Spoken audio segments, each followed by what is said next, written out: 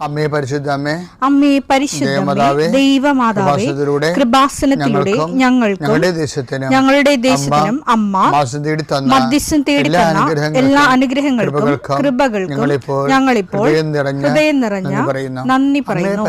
അമ്മേ പരിശുദ്ധമ്മേ ദൈവമാതാവേ, 2004 ഡിസംബർ 7 ഉച്ചകഴിഞ്ഞ് 2:30 കൃപാസനത്തിൽ സംഭവിച്ച അമ്മയുടെ പ്രത്യക്ഷപ്പെടലിനെ കുറിച്ച് തിരുസഭയ്ക്ക് സമർപ്പിച്ചിരിക്കുന്ന പഠനരേഖകളുടെ മേൽ സഭാത്മകമായ പഠനം ആരംഭിക്കുവാൻ ഞങ്ങൾ പ്രാർത്ഥിക്കുന്നു. അമ്മേ പരിശുദ്ധമേ, ഭൂസ്വർലോകങ്ങളുടെ രാജ്ഞിയായ അങ്ങേയ്ക്ക് ഭൗമസംരക്ഷണത്തിനായി പ്രപഞ്ചപ്രകൃതിയെ തന്നെ തിരുസഭ പ്രതിഷ്ഠിക്കുവാൻ ഈ പ്രത്യക്ഷീകരണം വഴി ഇടയാക്കണമേ. പരിശുദ്ധമേ, ജപമാല മാതാവേ, സകല കൃപാസനം പ്രാർത്ഥനയോടും ചേർത്ത് ഞങ്ങളിപ്പോൾ പ്രാർത്ഥിക്കുന്ന ഈ കുടുംബത്തിന്റെ പ്രത്യേക നിയോഗം പറ മക്കളെ.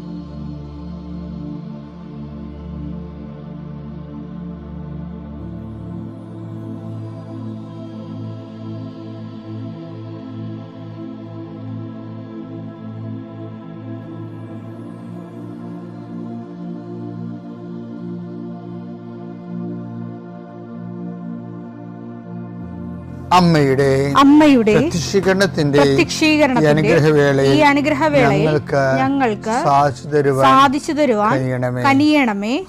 ആമേൻ. വിശ്വാസ പ്രമാണം. സർവശക്തനായ പിതാവും ആകാശത്തിന്റെയും ഭൂമിയുടെയും സൃഷ്ടാവുമായ ദൈവത്തിൽ ഞാൻ വിശ്വസിക്കുന്നു. അവിടുത്തെ ഏകപുത്രനും ഞങ്ങളുടെ കർത്താവുമായ ഈശോമിശിഹായിലും ഞാൻ വിശ്വസിക്കുന്നു.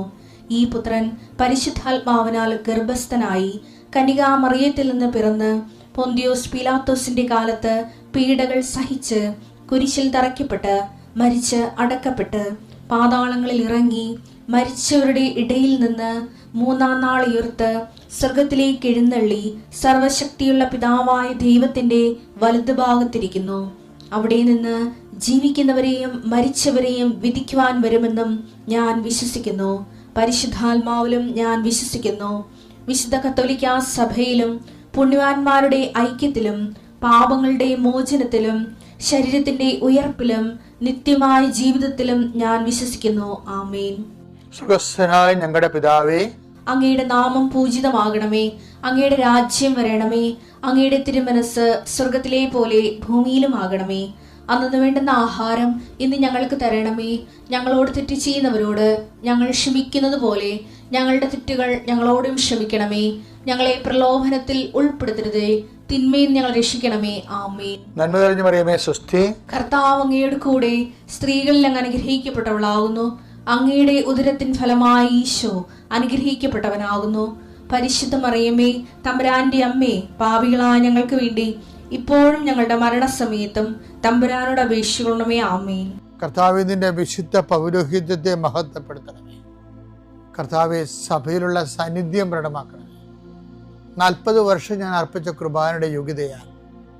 കൃപാസ്ഥാനത്താറെ ജീവനോടെ പ്രത്യക്ഷപ്പെട്ട പരിശുദ്ധ അമ്മയുടെ മാധ്യസ്ഥത്തിലെ ഞാൻ മക്കളെ ആശീർവദിക്കുന്നു. കർത്താവ്, ഈ പ്രഭാതത്തിലെ അങ്ങയുടെ മക്കളെ കാത്തു കൊതിച്ചിരിക്കുകയാണ് ഈശോയെ.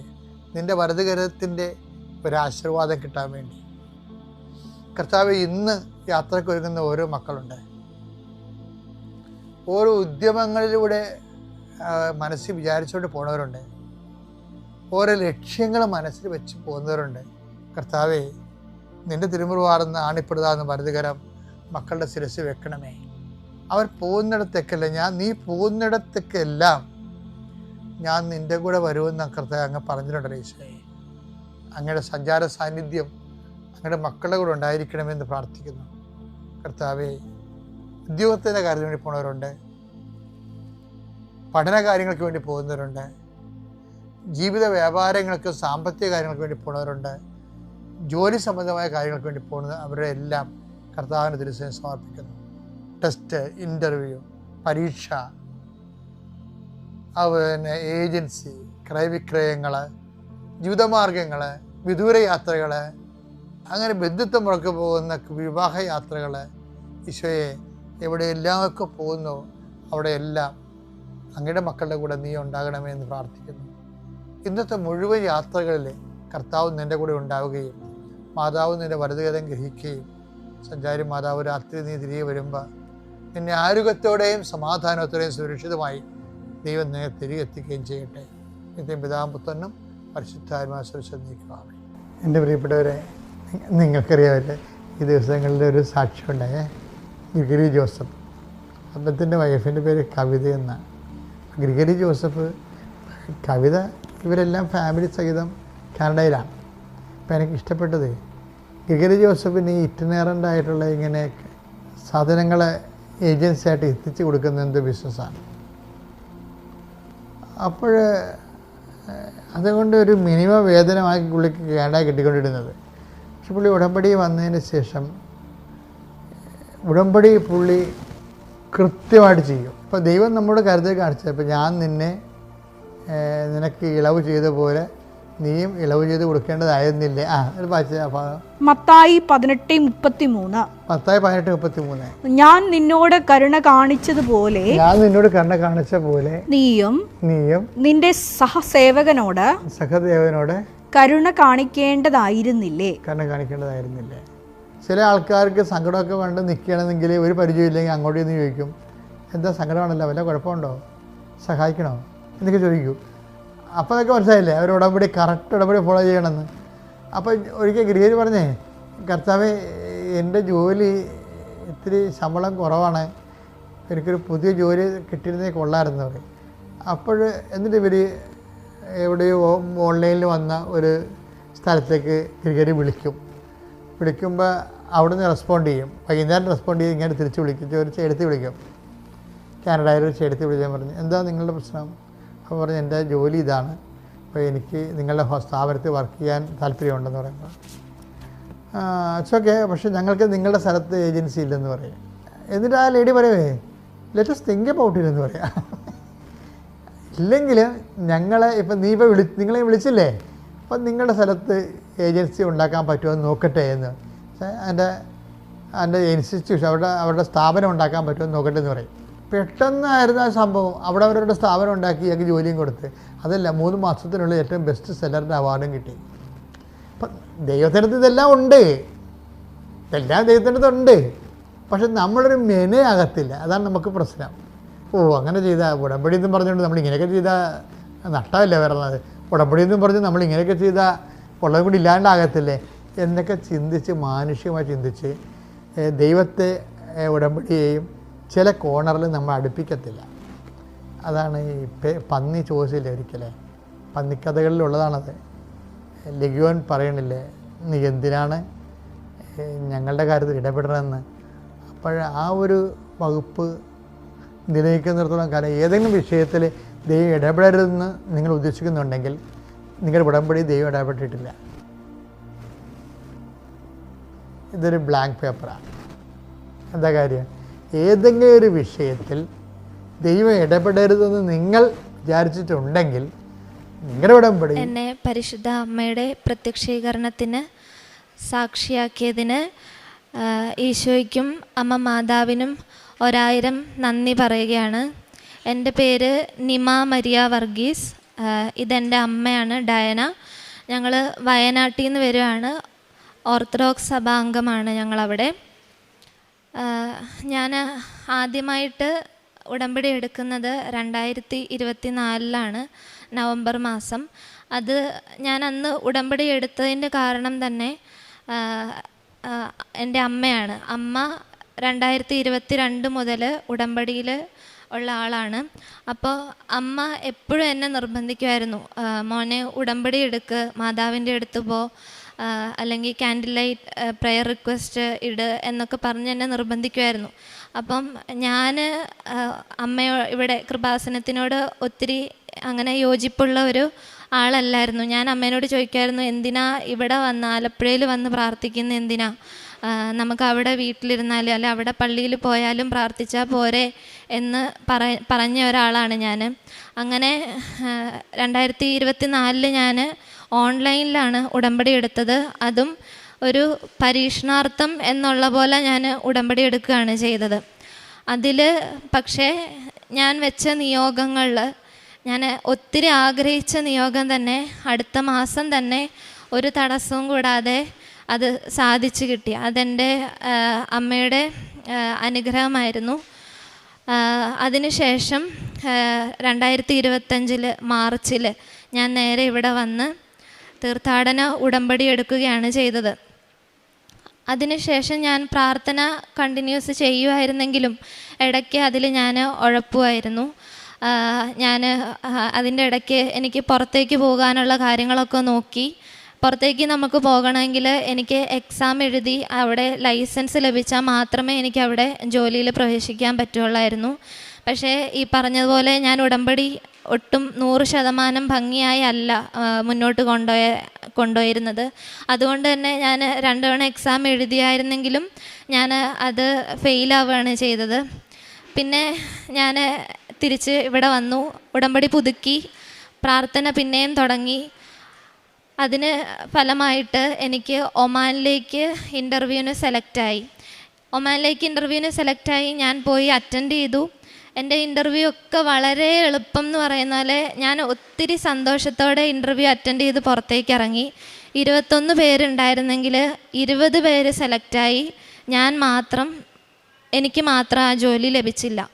ഞാൻ അന്ന് ഒത്തിരി വിഷമിച്ചു, ഒത്തിരി കരഞ്ഞു. എന്താ യേശുപ്പാ എനിക്ക് ആ ജോലി തരാഞ്ഞേ, അല്ലെങ്കിൽ 21 പേരുണ്ടായിരുന്നല്ലോ, എൻ്റെ ഇൻ്റർവ്യൂ ഒക്കെ വളരെ എളുപ്പമായിരുന്നല്ലോ, എനിക്ക് എന്താ അത് കിട്ടാഞ്ഞേന്ന് ഞാൻ ഒത്തിരി അന്ന് റൂമിൽ ചെന്ന് ഈശോനെ നോക്കി ഞാൻ കരഞ്ഞു. പിന്നീട് ഞാൻ പ്രാർത്ഥന കണ്ടിന്യൂ ചെയ്തു. എനിക്ക് വേറെ നല്ലത് ദൈവം തരും എന്നുള്ള വിശ്വാസത്തിൽ പ്രാർത്ഥന മുന്നോട്ട് കണ്ടിന്യൂ ചെയ്തു. വലിയ അനുഗ്രഹം എന്ന് പറയുന്നത് പോലെ 2026 ജനുവരിയിൽ എനിക്ക് ഒരു ഏജൻസി ത്രൂ ഇങ്ങോട്ട് മെസ്സേജ് വന്നു, നിമ കുവൈറ്റിലോട്ടേക്ക് ഒരു റെസ്പിറേറ്ററി തെറാപ്പിസ്റ്റിന് വേക്കൻസി ഉണ്ട്, നിമയ്ക്ക് ഇൻട്രസ്റ്റ് ആണോ എന്ന് ചോദിച്ചു. നല്ല ഒരു ഹോസ്പിറ്റലായിരുന്നു. നമുക്കവിടെ എനിക്ക് ഒരു എക്സാമും വേണ്ട, ഒരു ലൈസൻസും ഇല്ല, ഇൻ്റർവ്യൂ അറ്റൻഡ് ചെയ്യുക എന്നുള്ളത് മാത്രമായിരുന്നു. ജനുവരിയിൽ ഞാൻ അങ്ങനെ എൻ്റെ ഫസ്റ്റ് റൗണ്ട് ഇൻ്റർവ്യൂ അറ്റൻഡ് ചെയ്തു. വളരെ എളുപ്പമായിരുന്നു, ഓൺലൈൻ ത്രൂ ആയിരുന്നു ഞാൻ അറ്റൻഡ് ചെയ്തു. പക്ഷേ എനിക്ക് അതിൻ്റെ റിസൾട്ട് കിട്ടുന്നുണ്ടായിരുന്നില്ല. അപ്പം ഞാൻ ഏജൻസിയിൽ കണ്ടിന്യൂസ് ചോദിക്കുന്നുണ്ടായിരുന്നു, അതെനിക്ക് കിട്ടിയില്ലേ, ഞാൻ സെലക്ട് ആയില്ലേ, എന്താ അതിൻ്റെ റിപ്ലൈ വരാത്തതെന്ന്. അപ്പോൾ ഏജൻസിക്കാർ പറഞ്ഞു, നിമ കുറച്ച് താമസിച്ചാണെങ്കിലും അതിൻ്റെ മറുപടി വരും, നിമ വെയിറ്റ് ചെയ്യൂ എന്ന് പറഞ്ഞു. ഞാൻ പ്രാർത്ഥനയിൽ തന്നെ ഇരുന്നു മുന്നോട്ട് ഉടമ്പടി പ്രാർത്ഥനകൾ എല്ലാം ഭംഗിയായി അതുപോലെ ചെയ്ത് മുന്നോട്ടേക്ക് പോയി. ഏപ്രിൽ ഒരു 14-15 ഒക്കെ ആയപ്പോഴത്തേക്കും ആ ഏജൻസി എന്നെ കോണ്ടാക്ട് ചെയ്തു. സെക്കൻഡ് റൗണ്ട് ഇൻ്റർവ്യൂവിലേക്ക് നിമ സെലക്റ്റഡ് ആണ്, നിമ അറ്റൻഡ് ചെയ്യാൻ വേണ്ടിയിട്ട് ആലുവയിലോട്ട് വരണം എന്ന് പറഞ്ഞു. ഞാൻ പോയി ഇൻ്റർവ്യൂ അറ്റൻഡ് ചെയ്തു. അടുത്ത ദിവസം തന്നെ എനിക്ക് മാതാവ് ഓഫർ ലെറ്റർ തന്നു.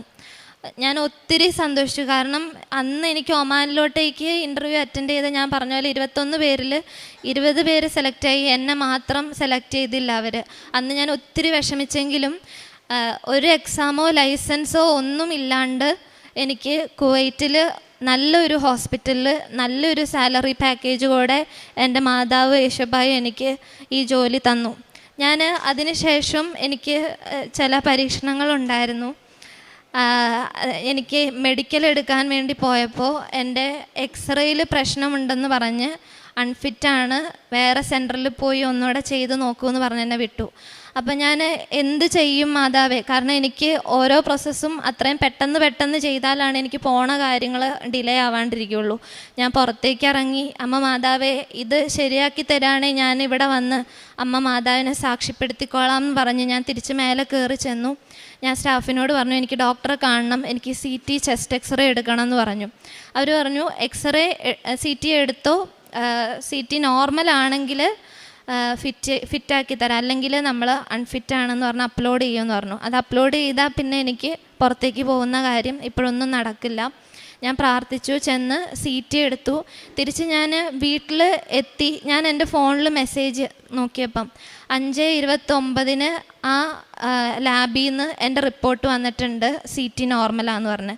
തൊട്ടു മേലെ എൻ്റെ അമ്മ 5:28 മെസ്സേജ് അയച്ചിട്ടുണ്ട്. ഒരു വോയിസ് മെസ്സേജ് ആയിരുന്നു. മോനെ, നിൻ്റെ CT റിപ്പോർട്ട് നോർമലാണ്.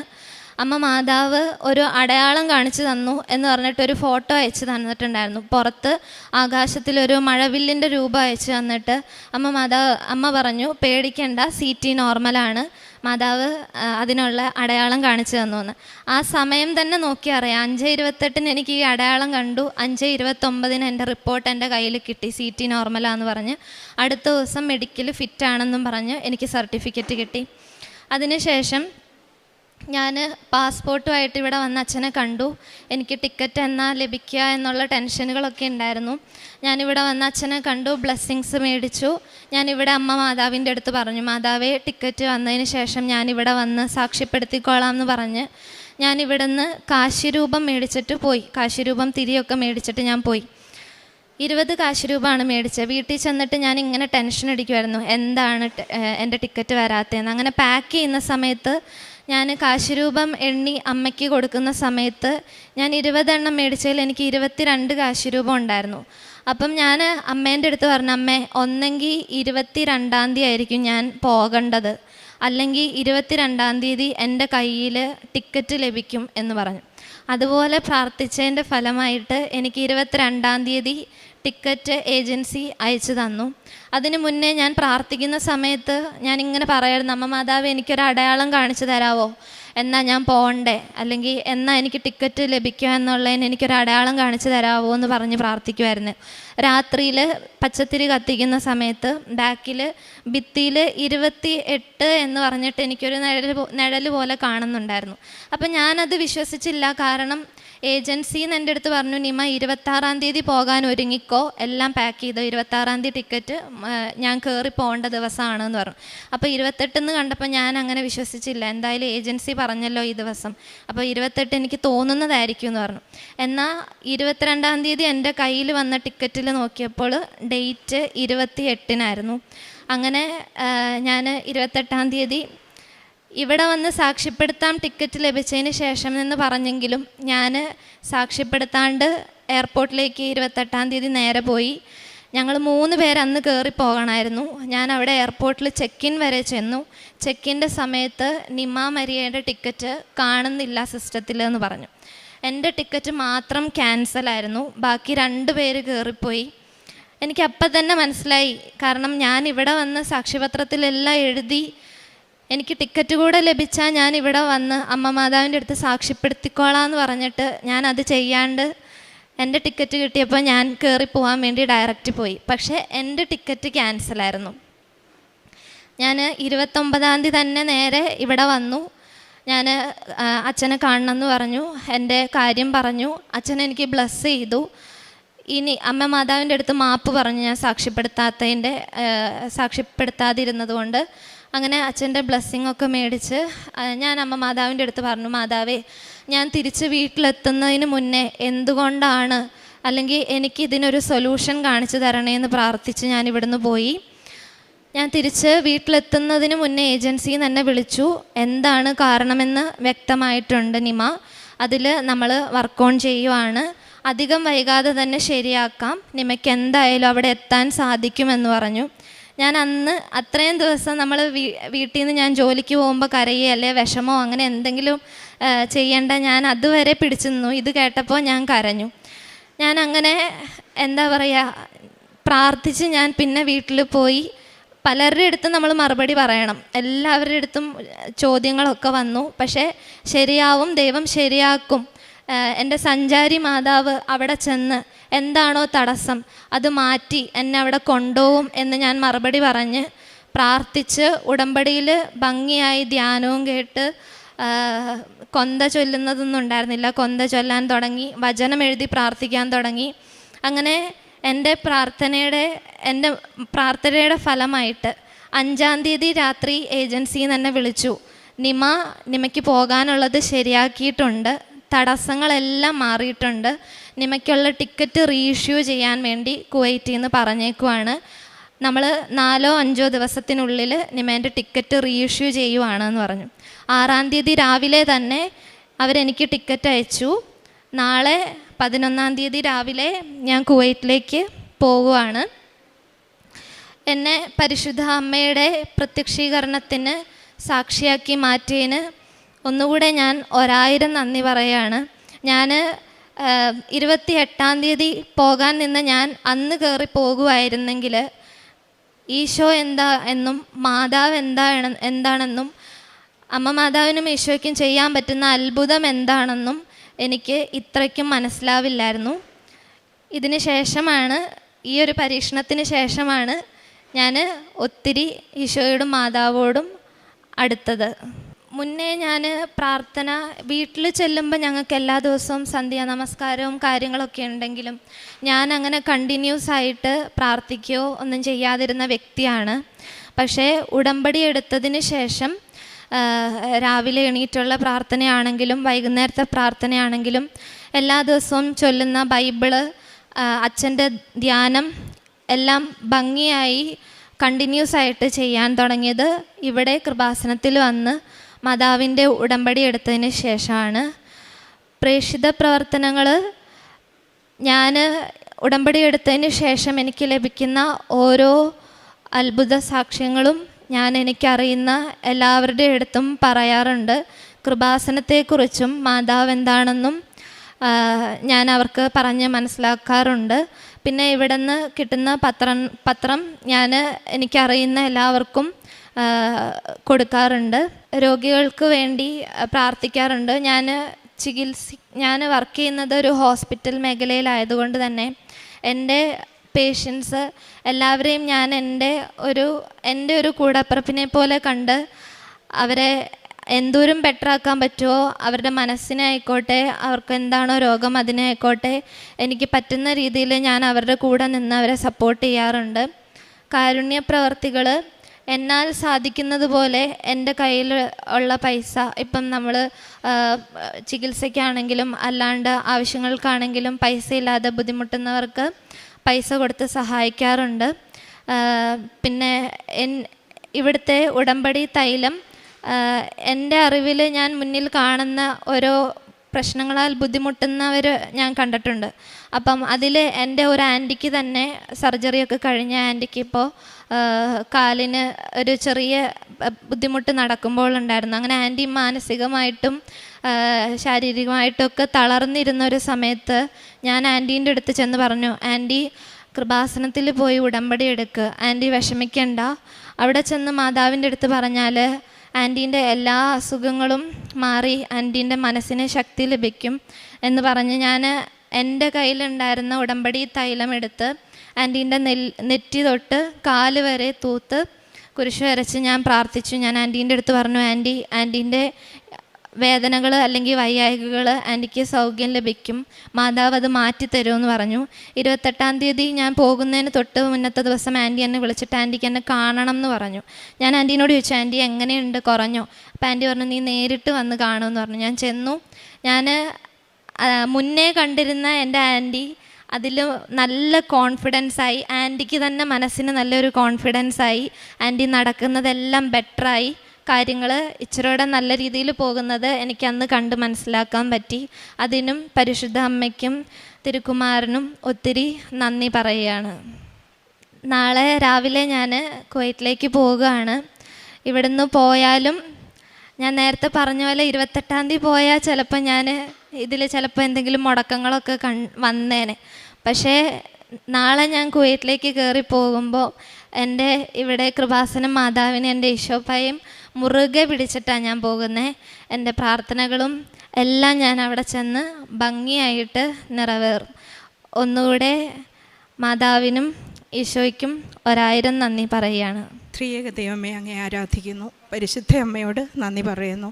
ഈശോയെ, എൻ്റെ മനസ്സിൽ ഞാൻ 22 ഓഗസ്റ്റ് 3-ാം തീയതി മുതൽ ഉടമ്പടിയിൽ നിൽക്കുന്ന ആളാണ്. എൻ്റെ കുടുംബം അത്രയും ചേർന്ന് വന്നിട്ടില്ല. എൻ്റെ മനസ്സിലെ ഏറെ ആഗ്രഹമായിരുന്നു എൻ്റെ കുടുംബം, എൻ്റെ കുഞ്ഞുങ്ങൾ ഈശോയോടും അമ്മയോടും ചേർന്ന് വരുന്നത്. എപ്പോഴും പ്രാർത്ഥിക്കുമായിരുന്നെങ്കിലും നിയോഗമായിട്ട് ഞാൻ വെച്ചിട്ടുണ്ടായിരുന്നില്ല. അപ്പോൾ 8ാമത് പുതുക്കി ഞാൻ കഴിഞ്ഞ 9-ാം തീയതി മെയ് മാസം 9-ാം തീയതി വന്ന് 8ാമതും പുതുക്കിയപ്പോൾ ഞാനതിൽ നിയോഗമായിട്ട് തന്നെ വെച്ചു. ഇതെൻ്റെ ഇളയ മകളാണ്, ഇവളും എല്ലാവരെയും ചേർത്ത് വെച്ച കൂടെ ഈ മോളും അമ്മയുടെ പ്രത്യക്ഷീകരണത്തിന് സാക്ഷിയായി മാറണമേ എന്ന് ഞാൻ നിയോഗം വെച്ചു. അതിനു മുമ്പേ ഒരു സാക്ഷ്യം എനിക്ക് പറയാനുണ്ട്. ഈ മോള് റെസ്പിറേറ്ററി തെറാപ്പി കോഴ്സ് പാസ്സാകുന്നതിന് മുൻപായിട്ട്, ഇവൾ മണിപ്പാലിൽ പഠിക്കുന്ന ലാസ്റ്റ് സ്റ്റേജിൽ ഞാൻ ആ ഫസ്റ്റ് ഉടമ്പടി ഇവിടെ വന്നെടുക്കുന്നത്. ആ സമയത്ത് ഞാൻ വെച്ചു എൻ്റെ മോൾക്ക് പഠിച്ചിറങ്ങിയാൽ ഫസ്റ്റ് തന്നെ പെട്ടെന്ന് തന്നെ ജോലി തന്നേക്കണേ. അന്ന് എനിക്ക് ഉടമ്പടി വ്യക്തമായിട്ട് അറിഞ്ഞിട്ടൊന്നുമല്ല ഞാൻ വന്ന് ഉടമ്പടി എടുക്കുന്നത്. പക്ഷേ നിയോഗം എഴുതിയിൽ ഒന്നതായിരുന്നു. ഇവളുടെ ബാച്ചിൽ തന്നെ ഫസ്റ്റ് ജോലിക്ക് കയറുന്നത്, അതായത് പഠിച്ചിറങ്ങി 3ാമത്തെ ദിവസം അവിടെ നിന്ന് വന്നൊന്ന് റെസ്റ്റ് ചെയ്യാൻ പോലും അവസരം കിട്ടാതെ ഫസ്റ്റ് ഇതിൽ തന്നെ നല്ല ഹോസ്പിറ്റലിൽ അവൾക്ക് റെസ്പിറേറ്ററി തെറാപ്പിസ്റ്റായിട്ട് ജോലി ലഭിച്ചു.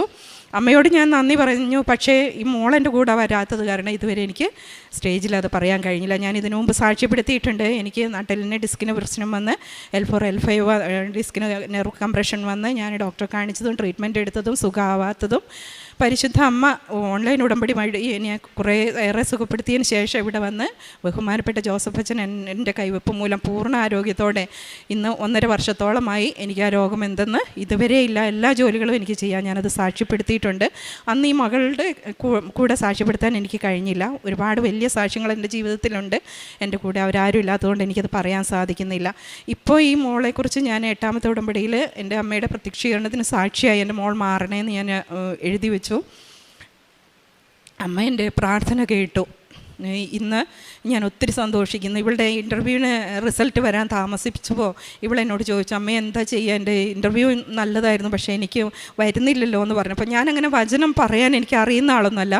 പക്ഷേ ആ ഒരു സമയത്ത് ഞാൻ എൻ്റെ ഫ്രണ്ടിൻ്റെ വീട്ടിലായിരുന്നെങ്കിൽ പോലും പെട്ടെന്ന് എൻ്റെ മനസ്സിൽ തമ്പുരാൻ തന്ന ഒരു വചനം യേശയ്യാ 66:9 കർത്താവ് അരുളി ചെയ്യുന്നു, ഞാൻ പ്രസവത്തോളം എത്തിച്ചിട്ട് പ്രസവം ഉണ്ടാകാതിരിക്കുമോ, ജന്മം നൽകുന്ന ഞാൻ ഗർഭപാത്രം അടച്ചു കളയുമോ എന്ന് എൻ്റെ ദൈവം ചോദിക്കുന്നു. എൻ്റെ ദൈവം തീരുമാനിച്ചിട്ടുണ്ട്, അത് ദൈവം നടപ്പിലാക്കും, അതിൻ്റെ പൂർണ്ണതയോളം എത്തിക്കും എന്ന ആ വചനം അന്നും വായിച്ചപ്പോഴും എനിക്ക് മനസ്സിലാവുന്നു. ഇന്നത് വായിക്കുമ്പോൾ വീണ്ടും എനിക്ക് മനസ്സിലാകുന്നു. കാരണം പല തടസ്സങ്ങൾ ഇവർക്ക് ഇൻ്റർവ്യൂ കഴിഞ്ഞ് ഈ നിമിഷം വരെ ഉണ്ടായെങ്കിലും തമ്പുരാൻ അതിൻ്റെ പൂർണ്ണതയിൽ എത്തിക്കുമെന്ന് അന്നേ ദൈവം എനിക്ക് മെസ്സേജ് തന്നുവെന്ന് ഞാൻ ഒത്തിരി സന്തോഷത്തോടെ നന്ദിയോടെ എൻ്റെ ദൈവത്തെ ഓർത്ത് സ്തുതിക്കുന്നു, നന്ദി പറയുന്നു. അമ്മ മാതാവിന് ഞാൻ നന്ദി പറയുന്നു. ഈ നിമിഷം വരെയും ഞങ്ങളെ കരുതിയ വിധങ്ങൾക്കെല്ലാം നന്ദി പറയുന്നു. എൻ്റെ കുടുംബം പൂർണ്ണമായി ഉടമ്പടിയിലേക്ക് വരണമെന്നാണ് എൻ്റെ ആഗ്രഹം. തമ്പുരാൻ്റെ മുമ്പിൽ ആ വിഷയം പരിശുദ്ധ അമ്മയുടെ മുമ്പിൽ ഞാൻ വെച്ചുകൊണ്ട് നന്ദിയോടെ വീണ്ടും പരിശുദ്ധ അമ്മയോടും ഈശോയോടും നന്ദി പറയുന്നു. ഹോശയ്യ പ്രവാചകൻ്റെ പുസ്തകം 2-ാം അധ്യായം 15-ാം തിരുവചനം.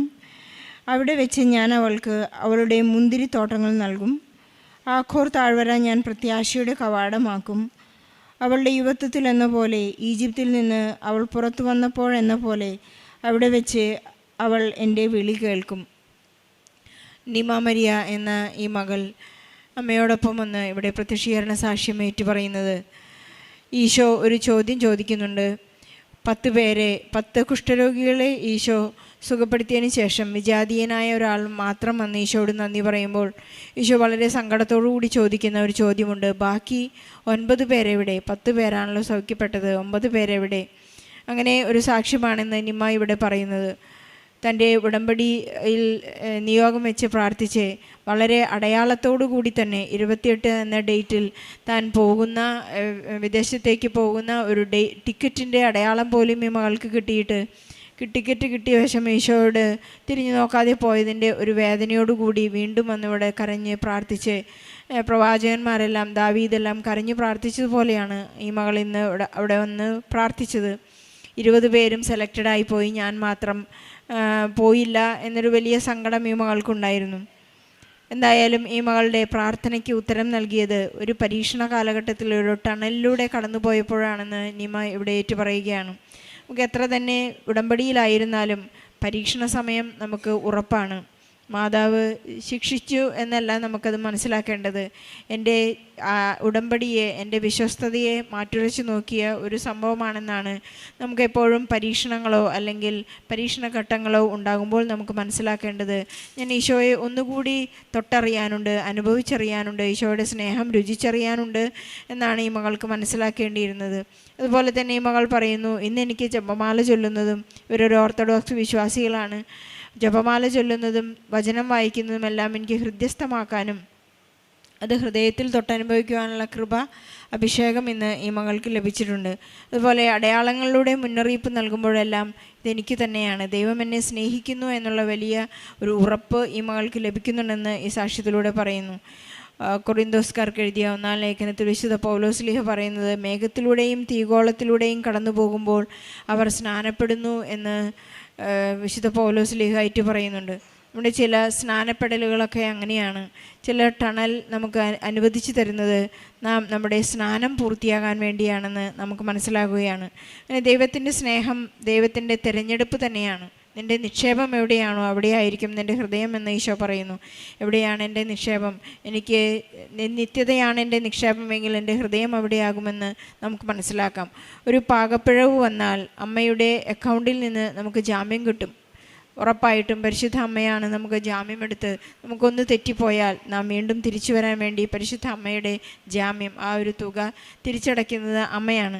നമുക്ക് മനസ്സിലാകുന്നത് പോലെ റോമൻ ശതാധിപൻ പറയുന്നത്, ഓരോരുത്തരുടെയും അവസ്ഥ, നമുക്ക് നോ മെറിറ്റ്, എനിക്ക് ഒട്ടും തന്നെ മെറിറ്റില്ല, പക്ഷേ അങ്ങൻ്റെ ഭവനത്തിൽ വരാൻ എനിക്ക് യോഗ്യതയില്ല, അങ്ങൊരു വാക്ക് അരുളി ചെയ്താൽ മതി. ഈ മകളുടെ സാക്ഷ്യം അങ്ങനെ തന്നെയാണ്. ഈശോ ഒരു വാക്ക് അരുളി ചെയ്തതിൻ്റെയാണ്, ഈശോ സ്നേഹിച്ചതിൻ്റെയാണ്, ഈശോയുടെ സ്നേഹം ആഴമായി അനുഭവിക്കാൻ സാധിച്ചതിൻ്റെ ഒരു വലിയ അനുഭവ സാക്ഷ്യമാണ് ഈ മകളോട് ഏറ്റു പറഞ്ഞത്. നമുക്കെപ്പോഴും വിശ്വസ്തരായിരിക്കാം, ഈശോയെ പിരിയാതെ പരിശുദ്ധ അമ്മയുടെ കരം പിടിച്ച് നമുക്ക് മുന്നേറാം. നിയമമരിക്ക് ലഭിച്ച എല്ലാ അനുഗ്രഹങ്ങൾക്കും പരിശുദ്ധ അമ്മയ്ക്കും ഈശോയ്ക്കും തിരുക്കുമാരനും കോടാനുകോടി നന്ദി പറഞ്ഞുകൊണ്ട് ഞാൻ എൻ്റെ സാക്ഷ്യം ഇവിടെ സമർപ്പിക്കുന്നു. എൻ്റെ പേര് നിഖില ചെറിയാൻ. ഞാൻ തൈക്കുടം വൈറ്റിലയിൽ നിന്ന് വരുന്നു. ഇതെൻ്റെ അമ്മ ജോയ്സി ജോസഫ്. ഞാനിവിടെ പറയുന്നത് രണ്ടാമത്തെ സാക്ഷ്യമാണ്. എൻ്റെ ആദ്യത്തെ സാക്ഷ്യം ഞാൻ ന്യൂസിലാൻഡിൽ പോയ അനുഗ്രഹം ലഭിച്ച സാക്ഷ്യമാണ് ഇവിടെ പറഞ്ഞത്. ഞാനൊരു നേഴ്സാണ്. ഞാനൊരു 2024 ഞാൻ OET പാസ്സാവുകയും ന്യൂസിലാൻഡിൽ പോവുകയും ചെയ്തു ജൂലൈ മാസത്തിൽ. അവിടെ ആ ഒരു സമയത്ത് ജോലിക്ക് ഭയങ്കര തടസ്സം അനുഭവപ്പെടുന്ന സമയമായിരുന്നു. എന്നിരുന്നാലും മാതാവിനോട് പ്രാർത്ഥിച്ച് ഞാൻ ആ സമയം പോയി. ഒരു 4 മാസത്തോളം അവിടെ ചിലവഴിച്ചു. ഈ 4 മാസവും എനിക്ക് ജോലിയില്ലാതെ ഞാൻ കഷ്ടപ്പെടുമായിരുന്നു. ഒത്തിരി ആപ്ലിക്കേഷൻസ് അയക്കും, അതെല്ലാം റിജക്ഷൻ ആകും. അതിൻ്റെ ഇടയ്ക്ക് എനിക്കൊരു ഇൻ്റർവ്യൂ അവിടെ വന്നു. അത് ഞാൻ ലഭിക്കുമെന്ന് വിചാരിച്ച് അവിടെ പോയി അറ്റൻഡ് ചെയ്തു. നല്ല എളുപ്പമൊക്കെ ആയിരുന്നു, പക്ഷേ അതും ഞാൻ ഔട്ടായി, സെലക്ഷൻ ആയില്ല. അതേ തുടർന്ന് ഞാനൊരു നവംബർ വരെ അവിടെ നിൽക്കുകയും പിന്നെ ജോലിയില്ലാതെ മടങ്ങി നാട്ടിലേക്ക് വരേണ്ട അവസ്ഥയും വന്നു. ഞാൻ വിദേശത്ത് പോയതിന് ഒരു 15 ലക്ഷത്തോളം രൂപ ചിലവായി പോയായിരുന്നു. അപ്പോൾ അതിനെ തുടർന്ന് എനിക്ക് നാട്ടിലേക്ക് വന്ന് അത് ഭയങ്കരമായ വിഷമമാവുകയും എനിക്കത് ഭയങ്കര ഒരു ഡിപ്രഷൻ സ്റ്റേജിലേക്ക് ഞാൻ പോയിക്കൊണ്ടിരിക്കുന്നത് പോലെയൊക്കെയാണ് എനിക്ക് ഫീൽ ചെയ്തത്. അതുകൂടാതെ എനിക്ക് എൻ്റെ കുടുംബക്കാരുടെയും മറ്റുള്ളവരുടെയൊക്കെ ഒരു കളിയാക്കലും അതൊക്കെ എന്നെ വല്ലാതെ തളർത്തി കളഞ്ഞു. അപ്പോഴൊക്കെ മാതാവ് എന്നെ കൂടെ പിടിച്ചു. മാതാവിൻ്റെ അടുത്ത് ഞാൻ വരികയും ഉടമ്പടി പുതുക്കിക്കൊണ്ടിരിക്കുകയും ചെയ്തു. അതോടൊപ്പം ഞാൻ ന്യൂസിലാൻഡിലായിരുന്നപ്പോൾ എനിക്ക് അവിടെ നല്ലൊരു ഭവനം ലഭിക്കുകയും അവിടെ എനിക്ക് നല്ലൊരു ചേച്ചിയും ചേട്ടനും അവരുടെ കൂടെ താമസിക്കുവാനും അതോടൊപ്പം ഒരു സഹോദരിയെ പോലെ ഒരു മകളെ എനിക്ക് കൂടെ എൻ്റെ കൂട്ടിനുണ്ടായിരുന്നു. ഞങ്ങൾ ഒരുമിച്ച് പ്രാർത്ഥിക്കുകയും ഉടമ്പടി പ്രാർത്ഥന ചൊല്ലുകയും ദിവസവും അവിടെ ന്യൂസിലാൻഡിൽ തന്നെ പള്ളിയിൽ പോവുകയും മാതാവിൻ്റെ ഫോട്ടോ പ്രിൻ്റ് എടുത്ത് അതിൽ ഉടമ്പടി പ്രാർത്ഥന പ്രിൻ്റ് ചെയ്യിപ്പിച്ച് അത് അവിടെയുള്ള ഇംഗ്ലീഷുകാർക്ക് കൊടുക്കുകയൊക്കെ ചെയ്തിരുന്നു. അങ്ങനെ ഞങ്ങളുടെ പ്രാർത്ഥന മുന്നോട്ട് പോയി. അങ്ങനെ ഞാൻ നാട്ടിൽ വന്ന് നവംബർ മാസത്തിൽ ഞാൻ നാട്ടിൽ വരികയും ഡിസംബറിൽ തന്നെ മാതാവ് എനിക്ക് നാട്ടിൽ നല്ലൊരു ഹോസ്പിറ്റലിൽ നല്ലൊരു ഡിപ്പാർട്ട്മെൻറ്റിൽ എനിക്ക് എന്നെ ജോലിക്ക് കയറ്റുകയും ചെയ്തു. ICU എക്സ്പീരിയൻസ് ഇല്ലാത്ത എനിക്ക് അവിടെ മാതാവ് ICUവിൽ തന്നെ ഒരു ജോലി നൽകുകയും അവിടെ എനിക്ക് യാതൊരുവിധ കുഴപ്പവും കൂടാതെ നല്ല കൊളീഗ്സ്, നല്ലൊരു ഡിപ്പാർട്ട്മെൻറ്റായിരുന്നു. അതിനെ മാതാവ് എന്നെ അനുഗ്രഹിച്ചു. അതോടൊപ്പം ഈ ന്യൂസിലാൻഡിൽ ഞാൻ നിരവധി ആപ്ലിക്കേഷൻസ് ഡെയിലി അയച്ചുകൊണ്ടിരുന്നു. എല്ലാം എനിക്ക് റിജക്ഷൻ ആയിരുന്നു. ഭയങ്കര നിരാശയിൽ ഞാൻ തുടർന്നു. എനിക്ക് 2 വർഷത്തോളം ഞാൻ അയക്കുകയും എല്ലായിടത്തുനിന്നും എനിക്ക് റിജക്ഷൻ ആയിരുന്നു. അതിൻ്റെ ഇടയ്ക്ക് 2-3 ഇൻ്റർവ്യൂ വന്നു. അത് ഞാൻ ഫെയിലായിപ്പോയി. ഇനി എന്ത് ചെയ്യണമെന്നറിയാതെ ഞാൻ മുമ്പോട്ട് പോയി. അങ്ങനെ ഈ 2026 ജനുവരി ഫെബ്രുവരി ഒക്കെ ആയപ്പോഴത്തേക്കും ഞാൻ മനസ്സുമെടുത്തിട്ട് ഞാൻ മാതാവിനോട് പറഞ്ഞു, മാതാവേ ഇനി ഞാൻ അപ്ലൈ ചെയ്യണില്ല, ഇതെന്തിനാണ് വെറുതെ ഞാൻ അപ്ലൈ ചെയ്യണത്, എനിക്കിത് കിട്ടാനൊന്നും പോണില്ല, ഞാൻ ഇനി നാട്ടിൽ തന്നെ ജോലി ചെയ്ത് ജീവിക്കാം. അങ്ങനെയൊക്കെ ഞാൻ വിചാരിച്ച് ഞാൻ തളർന്നിരിക്കുന്ന സമയത്ത് മാർച്ച് മാസത്തിൽ എനിക്കൊരു യാദൃശ്ചികമായൊരു ഇൻ്റർവ്യൂ വന്നു. അത് എൻ്റെ ഒരു ഫ്രണ്ട് പറഞ്ഞ് അങ്ങനെ യാദൃശ്ചികമായി വളരെ അത്ഭുതമായിട്ടാണ് ആ ഇൻ്റർവ്യൂ വന്നത്. ആ ഇൻ്റർവ്യൂ വന്ന് എനിക്ക് ആ ഇൻ്റർവ്യൂവിൽ ഞാൻ എന്താ പറഞ്ഞതെന്ന് പോലും എനിക്കറിയില്ല, അത്രയും ടഫായിരുന്നു. കാരണം അവർ ചോദിച്ച ക്വസ്റ്റ്യൻസ് എനിക്ക് ക്ലിയർ ആവുന്നില്ല. ആ സമയത്ത് നെറ്റ് കട്ടാവുകയും അതോടൊപ്പം എൻ്റെ സൗണ്ട് ഓവർലാപ്പ് ചെയ്ത് കേൾക്കുകയും അവർ പറയുന്നത് എനിക്ക് മനസ്സിലാകാതെ വരികയും ചെയ്തു. എന്നിരുന്നാലും ഞാൻ എന്തെങ്കിലും ആകട്ടെ എന്ന് കരുതി അവർ ചോദിച്ച ക്വസ്റ്റ്യൻസ് ഒന്നുമല്ല, ഞാൻ എന്തൊക്കെയോ ആൻസർ പറഞ്ഞു. അങ്ങനെ ആ ഇൻ്റർവ്യൂ കഴിഞ്ഞു. യാതൊരു ഹോപ്പും ഇല്ല, ഒരു തരത്തിലും എനിക്ക് ആ ഇൻ്റർവ്യൂ കിട്ടാൻ സാധ്യതയില്ല. അത് കഴിഞ്ഞ് അത് ഏപ്രിൽ മാസം ഒരു അവസാനം ആകുമ്പോഴത്തേക്കും അവരുടെ ഭാഗത്തുനിന്ന് ഒരു പോസിറ്റീവ് റിപ്ലൈ വരികയാണ് എനിക്ക്. അങ്ങനെ മാതാവ് അതെനിക്ക് സെലക്ഷൻ എന്നുള്ള രീതിയിൽ വരെ എത്തിച്ചു തന്നു. അത് വളരെയധികം അത്ഭുതമായിരുന്നു. ആ ഇൻ്റർവ്യൂവിൻ്റെ സമയത്ത് ഞാൻ മാതാവിൻ്റെ ഉടമ്പടി തൈലവും ഉപ്പുമെല്ലാം കഴിച്ചിട്ടാണ് ഞാൻ ഇൻ്റർവ്യൂ സമയത്ത് ഇരുന്നത്. അത് കഴിഞ്ഞ് ഞാൻ മാതാവിനോട് ഇവിടെ വന്ന ഉടമ്പടി എടുത്തപ്പോൾ ഞാൻ ആദ്യമേ പറഞ്ഞിരുന്നു, മാതാവേ എനിക്ക് വിദേശത്ത് ന്യൂസിലാൻഡിലോ ഓസ്ട്രേലിയയിലോ ഒരു ഗവൺമെൻറ് ജോലി തന്ന് അനുഗ്രഹിക്കണമെന്നായിരുന്നു ഞാൻ പറഞ്ഞത്. പിന്നീട് എനിക്ക് ന്യൂസിലാൻഡിൽ പോയി തിരിച്ചു വന്നപ്പോൾ എനിക്ക് മനസ്സിലായി ഗവൺമെൻറ്റിലൊക്കെ ജോലി ചെയ്യുക എന്നുള്ളത് ഭയങ്കര കഷ്ടപ്പാടാണ്, അതൊന്നും എന്നെക്കൊണ്ടൊന്നും സാധിക്കില്ല, അതൊക്കെ വലിയ വലിയ ആൾക്കാർക്കൊക്കെ സാധിക്കുള്ളൂ എന്ന് ഞാൻ കരുതി. എന്നിട്ട് ഞാൻ മാതാവിനോട് പറഞ്ഞു, മാതാവേ ഗവൺമെൻറ് ഹോസ്പിറ്റലൊന്നും എനിക്ക് വേണ്ട, ഒരു കെയർ ഹോമിൽ ഒരു ജോലി, ഒരു സാധാരണ കെയർ ഹോമിൽ ഒരു ജോലി മതി, ഞാൻ അന്ന് അറിയാതെ എഴുതി പോയതാട്ടോ എന്ന് ഞാൻ മാതാവിനോട് പറഞ്ഞു. അത് കഴിഞ്ഞ് എനിക്ക് ഈ ഇൻ്റർവ്യൂ വന്നത് അവിടുത്തെ ഒരു പബ്ലിക് ഹെൽത്ത് ഹോസ്പിറ്റലിൽ നിന്നായിരുന്നു ഈ ഇൻ്റർവ്യൂ വന്നത്. അതോടൊപ്പം ആ ഹോസ്പിറ്റലിനോട് അറ്റാച്ച്ഡ് ആയിട്ടൊരു കെയർ ഹോമും അവിടെ തന്നെ ഉണ്ട്. അപ്പോൾ ഞാൻ മാതാവിനോട് ചോദിച്ച ഗവൺമെൻറ് ജോലിയും എനിക്ക് കിട്ടി, ആ കെയർ ഹോമും എനിക്ക് കിട്ടി. അവിടെ നമ്മൾ ആ ഹോസ്പിറ്റലിൽ ആ 2 ഡിപ്പാർട്ട്മെൻറ്റും നോക്കേണ്ട ഒരു ജോലിയാണ് എനിക്ക് മാതാവ് തന്നത്. അങ്ങനെ മാതാവ് എനിക്ക് അവിടെ സെലക്ഷൻ തന്നു, എല്ലാ പ്രോസസ്സും ഭംഗിയായി നടന്നു. ഞാൻ ഈ ജൂലൈ മാസം 27-ാം തീയതി 7-ാം മാസം മാതാവിൻ്റെ മാസം തന്നെ ഓസ്ട്രേലിയയിലേക്ക് പോവുകയാണ് ഞാനും ഹസ്ബൻഡും. അതിനെൻ്റെ മാതാവിനെ കോടിക്കോടി ഞാൻ നന്ദി രേഖപ്പെടുത്തുന്നു. രണ്ടാമതായിട്ട് എനിക്ക് പറയാനുള്ളത് PT എക്സാമാണ്. അവിടേക്ക് പോകുമ്പോഴത്തേക്കും എൻ്റെ OET എക്സാം എക്സ്പയർ ആയിരുന്നു, PT എക്സാം വേണമായിരുന്നു. അതിൽ റൈറ്റിങ്ങിൻ്റെ സ്കോർ എനിക്ക് വളരെ കുറവായിരുന്നു, പോകാനായിട്ടുള്ള സ്കോർ എനിക്ക് കിട്ടുന്നില്ലായിരുന്നു. രണ്ടാമത്തെ പ്രാവശ്യം എഴുതി മാതാവ് എനിക്ക് അതിനുള്ള പോകേണ്ട ഉചിതമായ സ്കോറും തന്ന് എന്നെ അനുഗ്രഹിച്ചു. മാതാവിനും ഈശോയ്ക്കും കോടിക്കോടി നന്ദി പറയുന്നു. അടുത്തതായിട്ട് എനിക്ക് കഴിഞ്ഞ വർഷം ഡെങ്കിപ്പനി, H1N1 എന്നീ രോഗങ്ങൾ വരികയും ഞാൻ ഹോസ്പിറ്റലൈസ്ഡ് ആവുകയും ചെയ്തിരുന്നു.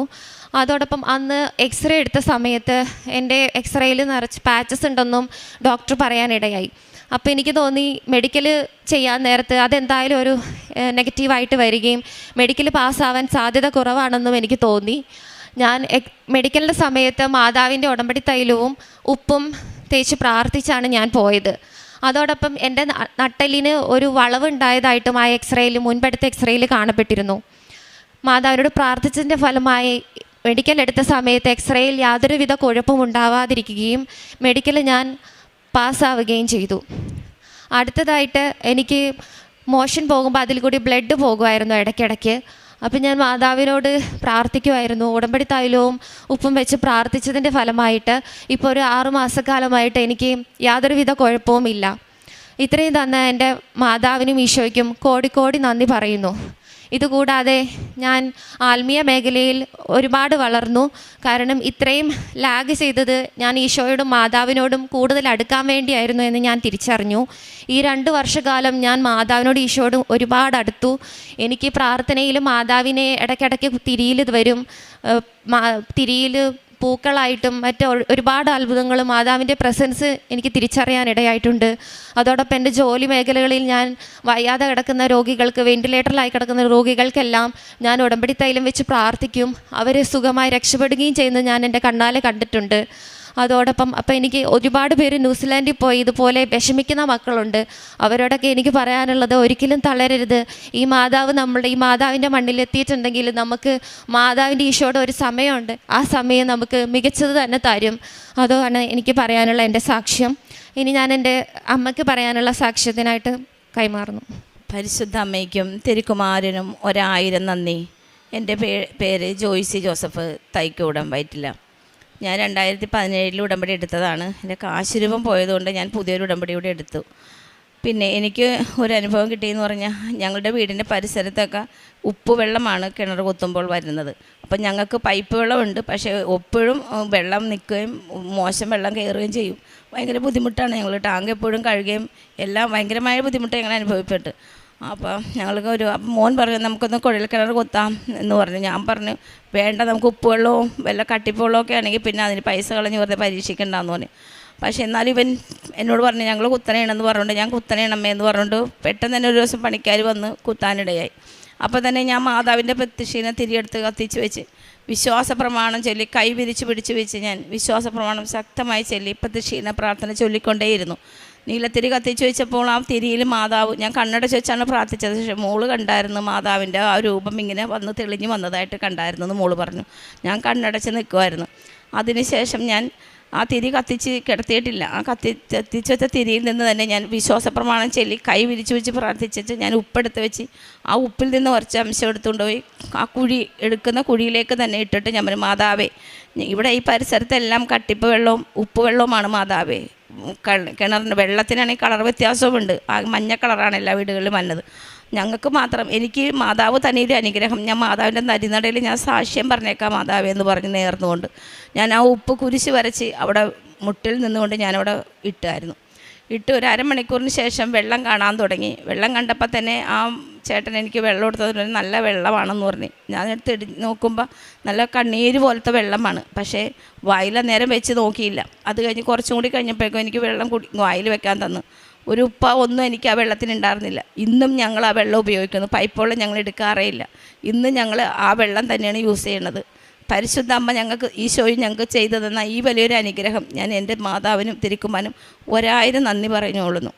പിന്നെ എൻ്റെ രണ്ടാമത്തെ സാക്ഷ്യം എന്ന് പറഞ്ഞാൽ, എൻ്റെ മകൾ UK അവളോട് വിസ ഇല്ലാതിരുന്നപ്പോൾ ഞാൻ മാതാവിനെ ഉടമ്പടിയിൽ വെച്ചിരുന്നു. മാതാവേ, ഒത്തിരി പിള്ളേർ വിസ ഇല്ലാതെ കഷ്ടപ്പെട്ട് തിരിച്ചു പോരുന്ന സമയമായിരുന്നു. അപ്പം ഞാൻ മാതാവിനോട് പറഞ്ഞു, മാതാവേ എൻ്റെ മോൾക്ക് അവിടെ വിസ കിട്ടണേ, ഞാൻ മാതാവിൻ്റെ തള്ളി സാക്ഷ്യം പറഞ്ഞോളാന്ന്. എൻ്റെ മോൾക്ക് വിസ കിട്ടി. ഞാൻ ദൈവത്തിന് 1000 നന്ദി പറഞ്ഞു. പിന്നെ പ്രേക്ഷിത പ്രവർത്തനമായിട്ട് ഞങ്ങൾ പത്രം മേടിച്ച് എല്ലാ മാസവും ഞങ്ങൾ മോളും കൂടി, മോള് വേറെ വഴിയരിയിൽ കൊടുക്കും, ഞാൻ വഴിയരിയിൽ മെട്രോ സ്റ്റേഷൻ്റെ താഴ്ത്തുമൊക്കെ വഴിനീരെ വെച്ച് കൊടുന്ന് പ്രാർത്ഥിച്ച് വിശ്വാസപ്രമാണം ചൊല്ലി എല്ലാ മക്കൾക്കും ഞാൻ പത്രം കൈമാറാറുണ്ട്. അതുപോലെ തന്നെ ഞങ്ങൾ രോഗികളെ കാണാനും ഓൾഡ് ഹോമിൽ പോയി അവർക്ക് ഭക്ഷണം വാരി കൊടുക്കും, അവർക്ക് വേണ്ട ചെയ്തു കൊടുക്കും, സാമ്പത്തികമായിട്ട് ഞങ്ങൾ കൊടുക്കാറുണ്ട്.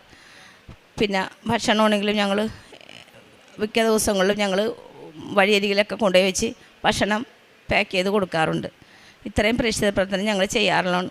ഈ ദൈവം ഞങ്ങൾക്ക് തന്ന ഈ വലിയ അനുഗ്രഹത്തിന് ഞങ്ങൾ 1000 നന്ദി പറഞ്ഞുകൊള്ളുന്നു. ജെറമിയ പ്രവാചകൻ്റെ പുസ്തകം 32-ാം അധ്യായം 40 മുതലുള്ള വാക്യങ്ങൾ. ഞാൻ അവരുമായി ശാശ്വതമായ ഒരു ഉടമ്പടി ഉണ്ടാക്കും. അവർക്ക് നന്മ ചെയ്യുന്നതിൽ നിന്ന് ഞാൻ പിന്തിരിയുകയില്ല. അവർ എന്നിൽ നിന്ന് പിന്തിരിയുകയില്ല. അവർ എന്നിൽ നിന്ന് പിന്തിരിയാതിരിക്കാൻ എന്നോടുള്ള ഭക്തി ഞാൻ അവരുടെ ഹൃദയത്തിൽ നിക്ഷേപിക്കും. പരിശുദ്ധ അമ്മയുടെ പ്രത്യക്ഷീകരണ സാക്ഷിയായിട്ട് നിഖില ചെറിയൻ, ജോയ്സി ജോസഫ് തങ്ങളുടെ അനുഭവസാക്ഷി നമുക്ക് മുമ്പിൽ പങ്കുവെക്കുകയായിരുന്നു. അനുഭവസാക്ഷ്യത്തിൽ നമുക്ക് മനസ്സിലാക്കുവാനായിട്ട് സാധിക്കുക, തനിക്ക് ഓസ്ട്രേലിയ ഗവൺമെൻറ് ജോലി ലഭിച്ചു കഴിഞ്ഞാൽ അത് കുറച്ച് പാടാകും. എന്നാൽ അതിനെ തുടർന്നൊരു കെയർ ഹോമിലാണെങ്കിൽ കുറച്ച് എളുപ്പമെന്നുള്ളൊരു ചിന്തയോടു കൂടിയാണ് പരിശുദ്ധ അമ്മയുടെ മുമ്പിൽ നിയോഗം സമർപ്പിച്ചത്.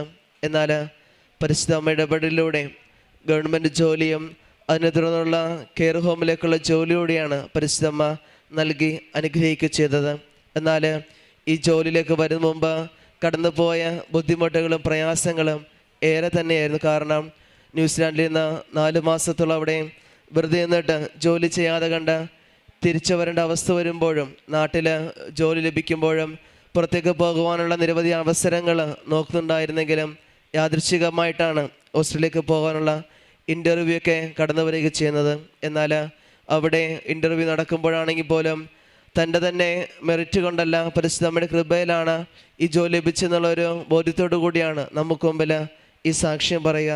കാരണം പൂർണ്ണമായിട്ട് പരിശുദ്ധ അമ്മയോട് ചേർന്നുകൊണ്ടും ഉടമ്പടിയോട് ചേർന്നുകൊണ്ടുള്ള ഒരു ക്രമമുള്ള ജീവിതം തന്നെയാണ് ഈ ഒരു പരിശുദ്ധ അമ്മയുടെ അനുഗ്രഹത്താൽ ഈ ജോലി ലഭിക്കുവാനായിട്ട് ഈ കുടുംബത്തെ അനുഗ്രഹിക്കുക ചെയ്തത്. അതോടൊപ്പം തന്നെയാണെങ്കിലും ഈ അമ്മയുടെ സാക്ഷ്യത്തിലാണ് നമുക്ക് കേൾക്കുവാനായിട്ട് സാധിക്കും. എപ്പോഴൊക്കെ കുഴൽക്കിണറെടുത്തു കഴിഞ്ഞാലും ചെളിയോടും ഉപ്പിൻ്റെ രസത്തിലൂടെ വെള്ളം കിട്ടുക, എന്നാൽ ഉടമ്പടി നിറച്ച വസ്തുക്കളോടുകൂടി ഉറച്ച വിശ്വാസത്തോടുള്ള പ്രാർത്ഥനയിൽ അത് നല്ല കണ്ണീര് പോലുള്ള വെള്ളം നൽകി പരിശുദ്ധം അനുഗ്രഹിക്കുക ചെയ്തു. അതോടൊപ്പം തന്നെ ഈ അമ്മയുടെ വാക്കുകളിൽ തൻ്റെ മക്കൾക്കാണെങ്കിലും നിരവധിയായ തടസ്സങ്ങൾ പരിശുദ്ധമ്മയുടെ നിയോഗത്തിൽ ഉടമ്പടിയിൽ വെച്ച് പ്രാർത്ഥിച്ചപ്പോൾ പരിശുദ്ധമ്മ അത് വലിയ അനുഗ്രഹങ്ങളായിട്ട് ഇവരെ അനുഗ്രഹിക്കുക ചെയ്തു. ഇനി മുമ്പോട്ടുള്ള ഇവിടെ ജീവിതത്തിൽ പരിശുദ്ധമ്മ ഇവരെയും ഇനിയും പ്രത്യക്ഷീകരണ സാക്ഷിയായിട്ട് ഈ അൾത്താരയിൽ ഉയർത്തട്ടെ എന്ന് നമുക്ക് പ്രാർത്ഥിക്കാം. ഒപ്പം നമ്മളെയും പരിശുദ്ധ അമ്മയുടെ പ്രത്യക്ഷീകരണ സാക്ഷികളായിട്ട് നമ്മുടെയൊക്കെ പ്രാർത്ഥന നിയോഗങ്ങളും അവിടുന്ന് അനുഗ്രഹിക്കട്ടെ എന്ന് എല്ലാവിധമായ തടസ്സങ്ങളും മാറ്റി പരിശുദ്ധ പ്രത്യക്ഷീകരണ പ്രത്യക്ഷൻ്റെ സാക്ഷിയായിട്ട് ഇവിടെ നിൽപ്പാൻ ഇടവന്ന മാതാവിനും ഈശോയ്ക്കും ഞാൻ നന്ദി പറയുന്നു. എൻ്റെ പേര് ശ്രുതി, ഞാൻ ഹരിപ്പാടിൽ നിന്ന് വരുന്നു. ഇതെൻ്റെ അമ്മ ഷീജ. അമ്മയാണ് ആദ്യമായിട്ട് വന്ന് ഇവിടെ ഉടമ്പടി എടുക്കുന്നത്. 2022 ഞങ്ങൾ ആദ്യമായിട്ട് ഇവിടെ വരാൻ ഇടയായത്. ആ സമയത്ത് ഞങ്ങളിവിടെ ഒന്ന് പ്രാർത്ഥിക്കുക മാത്രമേ ചെയ്തുള്ളൂ. ഞങ്ങൾ ഉടമ്പടി എടുത്തില്ല. അപ്പോൾ ഇവിടെ നിൽക്കുന്ന ആൻറ്റിയാണ് ഞങ്ങൾക്ക് ഉടമ്പടിയെ പറ്റി എല്ലാം പറഞ്ഞു തന്നത്. അങ്ങനെ ഞാൻ നഴ്സിംഗ് ഫസ്റ്റ് ഇയർ പഠിക്കുന്ന ഒരു സമയമായിരുന്നു. അങ്ങനെ അമ്മ എനിക്ക് വേണ്ടി ഇവിടെ വന്ന് ഉടമ്പടി എടുത്തു.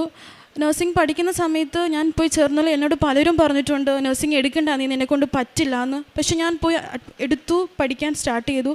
പഠിക്കുന്ന സമയത്ത് എനിക്ക് ഭയങ്കര ടഫും കാര്യങ്ങളാണ്. എന്നെക്കൊണ്ട് പറ്റാത്ത സ്ഥിതിക്ക് തോന്നി. ഐക്ക് മാർക്ക് കുറയുന്നു. എനിക്ക് എക്സാം എത്ര ഹാർഡ് വർക്ക് ചെയ്തിട്ടും മാർക്ക് സ്കോർ ചെയ്യാൻ പറ്റുന്നില്ലായിരുന്നു. അങ്ങനെ ഫസ്റ്റ് ഇയറിലെ എക്സാം കഴിഞ്ഞു. പക്ഷേ ഞാൻ എല്ലാത്തിനും പാസ്സായി. അത് അമ്മയുടെ പ്രാർത്ഥന കൊണ്ട് മാത്രമാണ് എനിക്കത് ഇടയായത്. അമ്മ എന്നെ അനുഗ്രഹിച്ചതുമാണ്. അന്നു മുതൽ എനിക്ക് മനസ്സിലായി എൻ്റെ കഴിവച്ചല്ല, മാതാവ് എന്നെ പാസ്സാക്കി തന്നതാണ്. അന്നു മുതൽ ഞാൻ പ്രാർത്ഥിക്കാൻ തുടങ്ങി. മാതാവിനെ കൂടുതൽ കൂടുതൽ വിശ്വസിക്കാനും പ്രാർത്ഥിക്കാനും തുടങ്ങി. അങ്ങനെ സെക്കൻഡ് ഇയർ മുതൽ ഞാൻ പഠിക്കുന്ന സമയങ്ങളിൽ വിശ്വാസ പ്രമാണം ചൊല്ലുകയും ജപമാല പ്രാർത്ഥിക്കുകയും എനിക്ക് ഫാസ്റ്റിംഗ് എടുത്ത് മാതാവോട് കൂടുതൽ ഞാൻ പഠിക്കുന്നതിനേക്കാൾ കൂടുതൽ ഞാൻ പ്രാർത്ഥിക്കുകയായിരുന്നു ചെയ്തത്. അതിൻ്റെ ഫലമായി എനിക്ക് എക്സാം കയറുന്നതിന് മുന്നേ എൻ്റെ കയ്യിൽ ഒരുപാട് ഞാൻ ഉപ്പ് എടുക്കുമായിരുന്നു. പിന്നെ നഴ്സിംഗ് പഠിക്കുന്ന എല്ലാവർക്കും അറിയാം, ഫുൾ ചെക്ക് ചെയ്തിട്ട് നമ്മൾ എക്സാം ഹോളിൽ കയറ്റത്തുള്ളൂ. നമുക്ക് ഉപ്പ് ഉള്ളിൽ കയറ്റാൻ പറ്റില്ല. പക്ഷേ ഞാൻ എൻ്റെ പേനയുടെ ഉള്ളിൽ ഉപ്പ് സൂക്ഷിച്ച് ക്യാപ്പ് അടിക്കുമായിരുന്നു. ഞാൻ എക്സാം ഹോളിൽ ഉപ്പ് കയറ്റുമായിരുന്നു. പിന്നെ ഞാൻ എക്സാമിന് പോകുന്ന സമയത്ത് രാവിലെ പ്രത്യക്ഷ പ്രാർത്ഥന ചൊല്ലിയിട്ടാണ് ഞാൻ പോകുന്നത്. അങ്ങനെ എക്സാം ഹോളിൻ്റെ ഫ്രണ്ടിൽ ഞാൻ ഉപ്പ് ഇടുമായിരുന്നു. അത് കഴിഞ്ഞിട്ട് എക്സാം ഹോളിൽ ഉള്ളിൽ കയറിയിട്ടും ഞാൻ എൻ്റെ ക്യാപ്പിൽ നിന്ന് ഉപ്പെടുത്തിട്ട് ബുക്ക്ലെറ്റിൽ ഫുള്ള് ഞാൻ ഉപ്പിട്ട് പ്രാർത്ഥിച്ച് വിശ്വാസപ്രമാണം ചൊല്ലിയിട്ടേ ഞാൻ പരീക്ഷ ആരംഭിക്കത്തുള്ളായിരുന്നു. അങ്ങനെ ഞങ്ങൾക്ക് 9 to 12 മണി വരെയാണ് എക്സാം. 3 അവറാണ്. അപ്പം നഴ്സിംഗ് പഠിക്കുന്ന എല്ലാവർക്കും അറിയാം 3 അവർ ഒരിക്കലും തികയത്തില്ല. എനിക്ക് ഒരിക്കലും സമയം മാനേജ്മെൻറ്റ് കിട്ടത്തില്ലായിരുന്നു. അങ്ങനെ എക്സാം കഴിയുന്ന സമയത്ത് എല്ലാവരും ഭയങ്കര കരഞ്ഞുകൊണ്ടൊക്കെ നിൽക്കുന്ന, എക്സാം എഴുതാൻ പറ്റുന്നില്ലായിരുന്നു, ഭയങ്കര ടഫ് ക്വസ്റ്റ്യൻസൊക്കെയാണെന്ന് പറഞ്ഞു. പക്ഷേ എനിക്ക് സെക്കൻഡ് ഇയറും തേർഡ് ഇയറും ഫോർത്ത് ഇയറിലും ഞാൻ മാതാവിനോട് ഒന്ന് എക്സാം സ്റ്റാർട്ട് ചെയ്യുമ്പോൾ ഞാൻ ഒന്ന് പ്രാർത്ഥിക്കുമായിരുന്നു. മാതാവേ, എനിക്ക് 12 മണിക്ക് എക്സാം കഴിയുന്നത് 11:45 ആകുമ്പോഴത്തെങ്കിലും എനിക്ക് എക്സാം പൂർത്തീകരിച്ച് എനിക്ക് ആ ബുക്ക്ലെറ്റിൽ കൈവച്ച് വിശ്വാസപ്രമാണം ചൊല്ലാനുള്ളൊരു ടൈം തരണേന്ന്. പക്ഷേ എനിക്ക് ആ 3 വർഷവും മാതാവ് എങ്ങനെയാണെന്ന് എനിക്കറിയത്തില്ല. എനിക്ക് 11:45 ആകുമ്പം ഞാൻ എക്സാം കംപ്ലീറ്റ് ഞാൻ കഴിയുമായിരുന്നു. ബുക്ക്ലെറ്റ് അതിനകത്ത് എഴുതുന്ന എന്താണെന്ന് എനിക്കറിയത്തില്ല. പക്ഷേ എനിക്ക് മാതാവ് പറഞ്ഞു തരുന്നത് പോലെ എനിക്ക് ഫീൽ ചെയ്തു. ഞാൻ എന്താണത് എഴുതുന്നത് എനിക്ക് ഇപ്പോഴും ചോദിച്ചാൽ എനിക്കറിയത്തില്ല. അങ്ങനെ സെക്കൻഡ് ഇയറും തേർഡ് ഇയറും ഫോർത്ത് ഇയറിലും അത്ഭുതകരമായിട്ട് ഞാൻ ജയിച്ചു. സെക്കൻഡ് ഇയർ ഫസ്റ്റ് ക്ലാസ്സും തേർഡ് ഇയറും ഫോർത്ത് ഇയറും ഡിസ്റ്റിങ്ഷനോടെ പാസ്സായി. ഒരിക്കലും എൻ്റെ കഴിവ് വെച്ച് ഞാൻ ജയിച്ചതല്ല. പക്ഷെ മാതാവ് തന്ന എനിക്ക് അനുഗ്രഹമാണ് ആ ഒരു വിജയം. ഇപ്പോഴും എനിക്ക് പറയാൻ സാധിക്കും. അതുപോലെ റിസൾട്ട് നോക്കുന്ന സമയത്തും ഞാൻ ഉടമ്പടി തൈലം ഫോണിൽ തൂക്കുകയും പ്രത്യക്ഷ പ്രാർത്ഥന 7 വട്ടം ചൊല്ലുകിയിട്ടേ ഞാൻ എൻ്റെ റിസൾട്ട് നോക്കാറുള്ളൂ. ഉടമ്പടി തൈലവും നോക്കിയിട്ട് അങ്ങനെ മാതാവ് എനിക്ക് നല്ല വിജയം തന്ന് അനുഗ്രഹിച്ചു. അങ്ങനെ ഞാൻ 2026 ഫെബ്രുവരി വന്ന് ഉടമ്പടി എടുത്ത സമയത്ത് ഞാനൊരു ജോലിക്ക് വേണ്ടിയാണ് വെച്ചത്. ആ സമയത്ത് ഫ്രഷേഴ്സിനെ ഹോസ്പിറ്റലിൽ ഇവിടെ എടുക്കുന്നില്ലായിരുന്നു. അങ്ങനെ എനിക്ക് പെട്ടെന്നൊരു ഓഫർ വരികയും ഞാൻ അറ്റൻഡ് ചെയ്ത സമയത്തും പ്രത്യക്ഷ പ്രാർത്ഥന ചൊല്ലി ഉടമ്പടി തൈലം തൂത്തു ഉപ്പിട്ടിട്ടാണ് ഞാൻ പ്രാർത്ഥിച്ചത്. എനിക്ക് സിമ്പിൾ ക്വസ്റ്റ്യൻ ആയിരുന്നു. അവരെന്നെ ഫസ്റ്റ് തന്നെ ഇൻ്റർവ്യൂ എടുത്തു. ഞാൻ 21-ാം തീയതി ജോയിൻ ചെയ്യാൻ പോവുകയാണ്. ഇത്രയും തന്നെ അമ്മയ്ക്കും ഈശോയ്ക്കും കൂടാനും നന്ദി ഞാൻ അർപ്പിക്കുന്നു. അതിൽ തന്നെ ഞങ്ങൾക്ക് വസ്തുവിൽ കുറച്ച് സ്റ്റേ ഓർഡർ വന്നിട്ടുണ്ടായിരുന്നു. ഞങ്ങളുടെ വസ്തു എല്ലാം സ്റ്റേ ഓർഡർ ആയിരുന്നു. പക്ഷേ ഞങ്ങൾ ഉപ്പിട്ട് പ്രാർത്ഥിച്ചതിൻ്റെ ഫലമായിട്ട് ഞങ്ങൾക്ക് ആ സ്റ്റേ ഓർഡർ പെട്ടെന്ന് തന്നെ മാറുകയും മാതാവ് ഞങ്ങളെ സഹായിച്ചു. ഇത്രയും അനുഗ്രഹം തന്ന മാതാവിനും ഈശോയ്ക്കും കൂടാനും നന്ദി ഞാൻ പറയുന്നു. പ്രശ്നപ്രവർത്തനമായിട്ട് ചെയ്തത് ഞങ്ങൾക്ക് വീടിൻ്റെ അടുത്തുള്ളിടത്തേക്ക് പത്രം കൊടുക്കും. ഞങ്ങൾ ദൂര സ്ഥലത്തൊക്കെ പോയി പത്രം കൊടുത്ത് മാതാവിനെ പറ്റി ഞങ്ങൾ പറയുമായിരുന്നു. കാരുണ്യപ്രവൃത്തിയായിട്ട് ഞങ്ങൾ എല്ലാ ബുധനും വെള്ളി ദിവസങ്ങളിൽ ഫുഡ് കൊണ്ടുപോയി പാവപ്പെട്ടവർക്ക് കൊണ്ട് കൊടുക്കുമായിരുന്നു. എന്നെക്കൊണ്ട് പറ്റുന്ന പോലെ സാമ്പത്തിക സഹായം ഞാൻ പാവപ്പെട്ടവർക്ക് ചെയ്യുമായിരുന്നു. ആത്മീയ ജീവിതം, ഞാനൊരു മർത്തോമ ആണ്. അപ്പോൾ ഞങ്ങൾക്ക് എല്ലാ ആഴ്ചയിലാണ് കുർബാനയും കുമ്പസാരവും. എല്ലാ ആഴ്ചയിലും പോകുമായിരുന്നു. ബൈബിള് പറ്റുന്ന പോലെ രാവിലെയും വൈകിട്ടും പ്രാർത്ഥിക്കും. പ്രത്യക്ഷ പ്രാർത്ഥന ചൊല്ലുകയും ചെയ്യുമായിരുന്നു. പിന്നെ ഞങ്ങൾക്ക് മർത്തോമ ആയതുകൊണ്ട് കൊന്ത ചൊല്ലലില്ല. പക്ഷെ ഞങ്ങൾക്കതില്ല. പക്ഷേ യൂട്യൂബിൽ നോക്കി പഠിച്ച് ഞാനിപ്പോൾ കൊന്ത ചൊല്ലാറുമുണ്ട്. എല്ലാം തന്ന ഈശോയ്ക്കും അമ്മയ്ക്കും നൂറായിരം നന്ദി ഞാൻ പറയുന്നു. നിൻ്റെ വിജയത്തിൽ ഞങ്ങൾ ആഹ്ലാദിക്കും. അങ്ങനെ ഞങ്ങളുടെ ദൈവത്തിൻ്റെ നാമത്തിൽ ഞങ്ങൾ വിജയ പതാക പാറിക്കും. കർത്താവ് നിൻ്റെ അപേക്ഷകൾ കൈക്കൊള്ളട്ടെ. സങ്കീർത്തനം 20:5 ദൈവത്തിൽ പൂർണ്ണമായി ആശ്രയിക്കുമ്പോൾ ഉടമ്പടിയിൽ ദൈവം നമ്മുടെ പ്രാർത്ഥന കേട്ട് മറുപടി നൽകുമെന്നാണ് നമ്മുടെ ഓരോ സാക്ഷ്യങ്ങളിൽ നിന്ന് നമുക്ക് മനസ്സിലാക്കാൻ സാധിക്കുന്നത്. ഉടമ്പടി മക്കളുടെ ജീവിതത്തിൽ ഉടമ്പടിയിൽ ചേർന്ന് നിൽക്കുമ്പോഴാണ് നമ്മുടെ ജീവിതത്തിൽ വിജയത്തിൻ്റെ സാക്ഷികളായി മാറുവാൻ സാധിക്കുന്നത്. ഏത് സാഹചര്യങ്ങളിലായാലും, ഒരുപക്ഷെ രോഗാവസ്ഥയാവാം, പരീക്ഷണങ്ങളാവാം, ഇൻ്റർവ്യൂ ആവാം, ഏത് പ്രതിസന്ധികളായാലും ഉടമ്പടിയിൽ ഉറച്ചു നിൽക്കുമ്പോൾ നമ്മുടെ വിജയം ദൈവകൃപയിലാണ്. ശ്രുതി സാബു എന്ന മകളുടെ സാക്ഷ്യത്തിലും ദൈവകൃപയിൽ ലഭിച്ച വിജയത്തിന് പരിശുദ്ധമ്മയുടെ പ്രത്യക്ഷീകരണത്തിൻ്റെ സാക്ഷിയായിട്ട് നന്ദി പറയുവാനായിട്ടാണ് ഇന്ന് വന്നിരിക്കുന്നത്.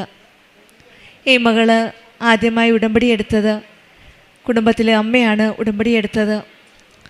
പിന്നീട് മകൾ ശ്രുതിയും ഉടമ്പടി എടുക്കുകയാണ്. നഴ്സിങ്ങിൽ പഠനം വളരെ ബുദ്ധിമുട്ടായിരുന്നു. വളരെ ടഫായിരുന്നു സബ്ജക്ട്സ് എല്ലാം. എത്ര ഹാർഡ് വർക്ക് ചെയ്താലും ഹൈ സ്കോർ കിട്ടുന്നില്ലായിരുന്നു ഫസ്റ്റ് ഇയറിൽ. ഉടമ്പടി എടുത്തതിന് ശേഷം ഈ മകൾ പറയുന്നത് not by merit but by grace എന്നാണ്.